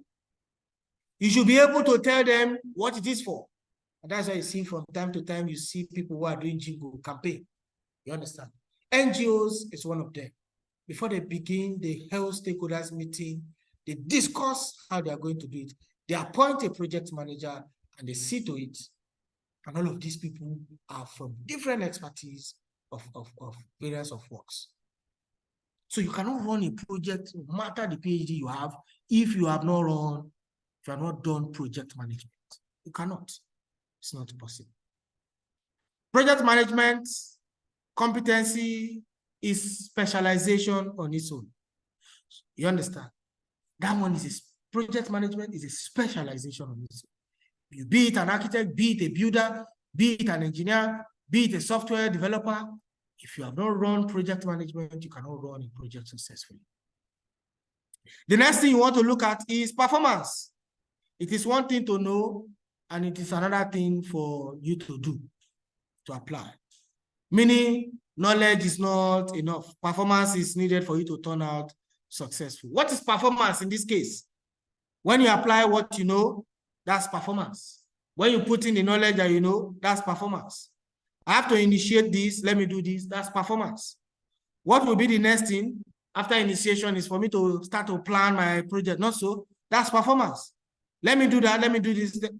That's what you put in performance. You are seeing result from a point where it is to another point. So performance is simply doing what you know. That knowledge when you say you get, put it. Are we together? Yes. Then of course, the third thing you are seeing there is personal skills. You understand? Knowing how to work with people is very important. It's going to turn out successful if you know how to work with people. You see, majority of your work as a project manager is that you are going to be dealing with stakeholders. 80% of your work is dealing with people. So it is important that you need to have interpersonal skill that can make your project to turn out successfully. Are we together? Yes. So the larger effort of your work will be in working with people. And that's why we encourage you that you need to build communication. You need to network among your peers, be it at your various community development service, be it at your office. You need to network because you never know where this networking will work. And when it comes to these personal skills, it's communication. And of course, making decisions, your negotiation style, your conflict management skill. You understand? And the list goes on and on. Some of us, our parents have real negotiation skill. They're going to the market and they're telling them that these 5 tubers of yam is 15,000. And our parents is saying, this 5, you know, agree 1.5. That's negotiation. Organizations are looking for people who can negotiate. So one of those interpersonal skills that you need to put in. You must also be emotionally intelligent so as to know when to apply and when not to apply. You understand? And when you have that, you'll be able to influence your management. So project manager needs all of these 3 capabilities: knowledge, performance, and personal skills for them to be able to deliver projects successfully. You know, when somebody say, hey, I'm a project manager, we perceive that the person has all the authority in that project. Am I correct? Yes. Is the project manager? It depends on the kind of structure your organization is running. Look at it: functional organization, projectized organization, matrix organization. Now, if you look at these 3, which one looks more like a project structure? Which one looks more like a project structure? Projectized. Projectized. Simply put, for functional organization, what happens? The functional manager heads the team. The functional manager can even be a HOD of the department. Or you can be the project manager, but you will not report to the sponsor. You report to the functional manager. You understand? It's a functional organizational kind of structure.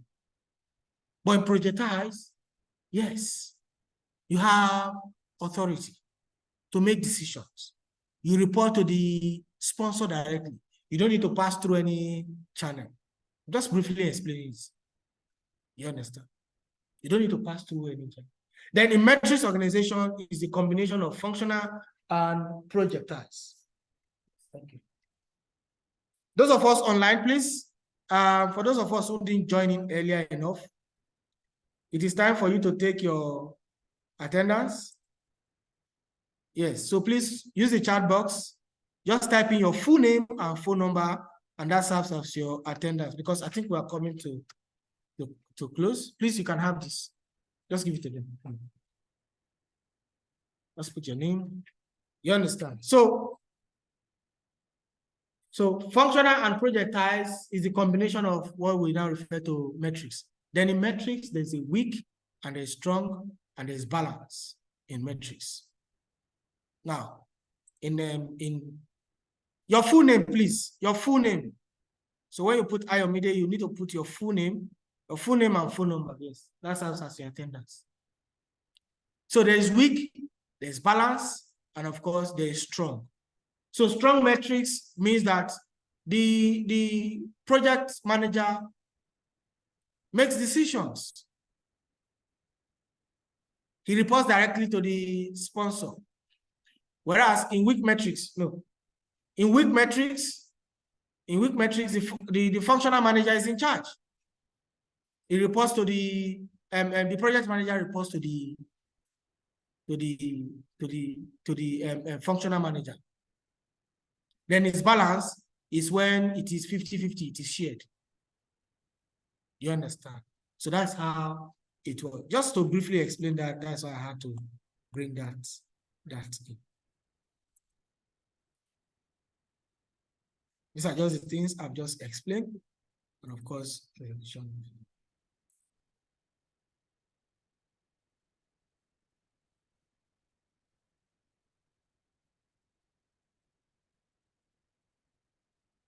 weak metrics, explain balance metrics, like I mentioned. Yes. Thank you very much. The last thing we are going to be discussing today is for us to begin the process of our project initiation. This is where I'm going to stop at the end of today. So I want to ask us, what motivates organizations to embark on projects? What motivates organizations to embark on projects? What motivates organizations to embark on projects? Two things comes to mind: needs and demand. Demand in the marketplace, needs in the society. These are what motivates organizations to embark on projects. So next time when you see a project ongoing, ask yourself, what's this project, what needs is it trying to meet? What demand is it trying to supply? You understand? So projects are driven by needs and demand. Remember one of the examples we made, migrating from paper-based attendance to digital-based attendance, not so? Yes. What was the need? For punctuality, not so? Yes. That was the need for that project. We are producing sachet water and we begin to produce bottled water. What was the need? It was demand. Customers were asking, since we can do this, why not? So demand drives business. Demand sustains business. And I tell you, project is the blood of every organization. If you don't run project, forget it. You will soon fold up. You must run project from time to time. Anytime you see a product or a life cycle that is no longer in demand, it has come to the end of its life cycle. And I used to ask us, where are the BlackBerries of those days? Where's those black and white TV? That one that has box like a carton of Indomie. Where are they today? Yes. You understand? So every product has this life cycle. But as a business person, you must be able to realize when you need to switch, when you need to adapt to certain situations. You understand? So far as I'm concerned, our product have its life cycle.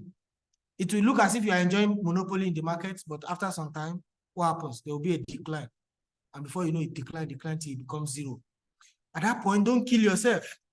You should be able to diversify. You should be able to switch as someone who is reading the market. Projects are driven by demands and driven by needs. When you look closely, you discover that any project you look at, it's either driven by any of these two, either demands or needs. Now, there are several possible things that makes it happen that projects and organizations embark on projects. Like I said, market demands. You understand? It could be that you're embarking on that project because as a business person, you have looked into the future, you have seen what will be in demand in the next 1 or 2 years, and that's why you are embarking on that project. As a business person, guess what you did? You decided to start now, that in the next 5 years, all those things that will be needed. Right now, AI is the order of the day, right? I used to see it on Instagram. You see some people demonstrating like this. AI is the order of the day. They are beginning to think about it. And Elon Musk was saying the other day that AI is coming to take all our jobs. You understand? So you must always think ahead and see what is happening. And of course, strategic. You need to be strategic to see business future of your business. Be futuristic. You understand? And once it is that 5 years and you are beginning to see what the market will need, what they will be demanding, you'll be the first to be in that market. And there will always be benefit of that first arrival. Once you are in the market first, you will be the king of that market. I think that's what MTN is enjoying to do. You understand? Being there first. Yes, for the first year, it could be quite problematic, but of course, as we make progress, you will see. All of these things I'm saying is not in your manual. It's just an additional information that you need to impute. You see, in project being for organization to get motivation to embark on a project, there are certain things that makes them to embark on it. And we have made mention of demands and needs. You understand? And we have also said we need to be strategic, business opportunity. You understand? And we have also made mention of benefit of arriving first into the market gives you an edge. You understand? Let's say I am the first person to manufacture maybe a tape, for example. A tape. I think I have one in my bag. You're the first to manufacture that tape. First year, what happened? When you market it, first year you sold 100,000 pieces. Second year you sold 200,000 pieces. What has happened between that 1 or 2 years? Yes. There's increase in market demand also. Yes. Some people are already using that your tape that you produce to do what we call word of mouth marketing for you. You understand? Architect, you see they use how they measure tape. Tape done there, now just put tape. You understand? Third year, the same thing. There's an increase from 200,000 to 300,000. Then on the fourth year, there's a decline. It fell back to 220,000. What has happened? Yes, there are now competitors in the market. Chinedu and Sons, they have arrived. And they have put a call through to their friend in China that's now, look at this tape. This guy is into cash out here. Can you produce something like this? And there's hardly anything China cannot produce. And before you know, Chinedu and Sons container is on the high sea. But if you have a good management plan, if you have good strategy, you still remain king of the market because you're the brand. Yes. When the economy was shaking last year, I saw somebody went to the supermarket. He wanted to buy Titus. He ended up buying Festus. How many of us saw that? You understand? Alternative. So, when it comes to projects, for us to initiate our project, we need to do what? Develop project charter and, of course, identify stakeholders. Remember we said projects are driven by needs and demand. So whenever you see a project happening, ask yourself, what is the need this project is trying to make? So officially speaking, for us to start our project, 2 things needs to be done.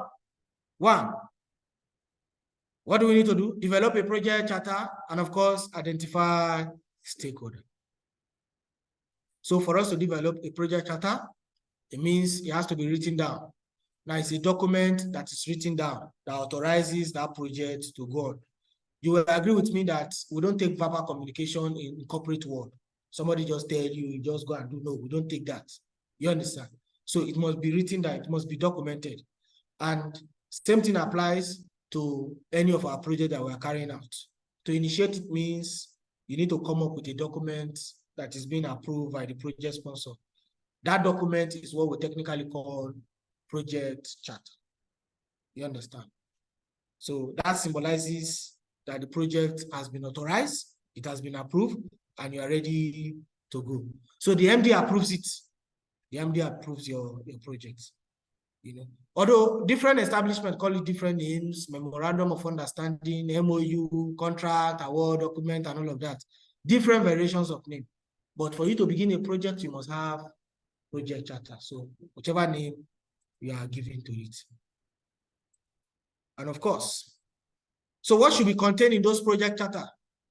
What should be contained? These are the information that should contain in that project charter. Project purpose, measurable project objectives as related, high-level requirements, all the way down to the key stakeholders list. That key stakeholders list will help you in your mapping of the stakeholders that is really required in your project. So these are them from 1 to 12. These are the common information that needs to be in your project charter. Then the second thing is for us to do what? Identify stakeholders. You need to find out those stakeholders of your projects, because these guys are going to be there to help you in carrying out your planning process. You understand? So if you say, I agree that the MD, the CEO authorizes things in the organization, let me now ask by application, who do you think develops the project charter? Who do you think develops the project charter? The project manager, okay? So do you have another opinion towards that? Yes. If we agree that the MD, the CEO authorizes the project charter, who then prepares the project charter? Actually, it is the responsibility of the sponsor to prepare the project charter. But you know how our guy of this Nigeria are. They will just tell you, oh, yeah, go and do it. You understand? If he does not agree, he will not pen it down. So it's his own. So, meaning that the sponsor can involve who? Can involve other stakeholders, can involve the project manager in what? In developing the project charter. So in as much as the MD, the CEO is responsible to develop a charter, that does not mean that the project manager may not be involved. May here is conditional. You may invite him, you may invite other board of directors, you may call different stakeholders. Come on, this is the project I want to do. Please come and put them out. You understand? And the MD may just tell you verbally, oh yeah, prepare, and you just go ahead and you draft all the documents, just like the list of those things we saw now, things that need to be on the project charter. You begin to itemize them. You go back to the Moga. I better check with this document where they look at. All the things where you need, you don't do here already. If yes, everything is okay, me sign up. Just sign up. And he has authorized and project is initiated. You understand? Yes. So, for instance, the president of the nation is a project manager, and the legislature can be the sponsor. Okay, yes, I think in that kind, because I think what's the name? Budget usually pass through, yes. I'm presenting this, then of course. But for me, I don't usually take them serious, because I just feel it's just a routine that we just need to do, but no proper scrutiny. You understand? Because in that budget, every senator don't they use eye looking on. You understand? But that, of course, that is how it should be. So what is a charter? A charter is a document that contains brief information about project and those who authorizes it.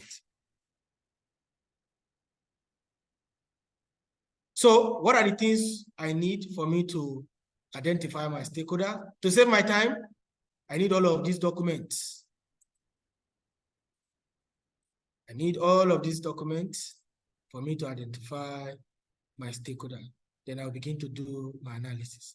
Now, this classification model are very useful when it comes to projects with simple relationship that we have.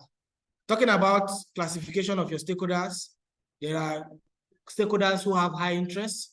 There are stakeholders who do not have high interest. There are stakeholders who are more concerned about the result. There are stakeholders who are concerned about your cost. There are stakeholders who are concerned about your specification. So what you need to do as a project manager is for you to find out where they belong, who is influential, who is upward, who is downward. You understand? Just find them and classify them based on their interests, based on their legal right. Just classify them, then you know how to treat them independently. You know how to treat this certain group independently. You know how to treat this certain independently. So basically, those are the things. So you may now begin to find out who your stakeholders are in the project. Remember, you may not get to see all the stakeholders at the beginning of your project. Some of those stakeholders, you get to see them at the end of your project. It's just like when we went back to higher institution for us to go and do clearance. Did you know that you went to some offices you have never been throughout your stay in that school for somebody to sign for you? That person is a stakeholder, but you never met him. You understand? So throughout the cycle of your project, what happens? You continue to discover stakeholders. But of course, you can always meet other people to find out, those who have been in the project before, to find out who do you think was, who really was in this project before now. You can help me in that aspect. So you begin to classify your stakeholder, and at the end of the day, you have what we call stakeholders registration. So this is the identification, the assessment information, and of course, the stakeholders classification I was mentioning. They can be internal, they could be external. Stakeholders can be within the organization, they can be outside the organization. They can be upward, their interest power may be high, their interest power may be low, they may be sideward, they may be downward, and so on and so forth. That's different classification. And of course, at the end of the day, you will have this where you can register your stakeholders classification to know how you can manage them very well. So usually most stakeholders most people put their stakeholders in this metrics table. Metrics is another word for table. So you can decide to do your classification here. You want to put their address, put their email, put their phone number. Some of them have a way of communication. Some of them, if you send them a file on their WhatsApp, they like it. Some of them don't like it. Some of them want you to come. Let us see face to face in person. You understand? So different stakeholders, when you now understand them, you now know how you can manage them. This is the end of our class for today. I want to thank each and every one of us on Zoom. Zoom user, although your mic is not, your mic is unmuted. Amarachi, I want to say thank you. Aminu, I want to say thank you. Miriam, I want to say thank you. Oluwatosin, Chooks, Blessing, Ogochi, Oyindamola, and of course, Ayomide. Thank you very much for your time. So this recording for this class will be published in your WhatsApp group within now and Monday, so that you can review it for some of us who join in a bit late. So this will help you to recall what we have discussed so far in our class. So for some of us who have not turned in our attendance, please type in your full name and phone number, and of course, your attendance will be recorded.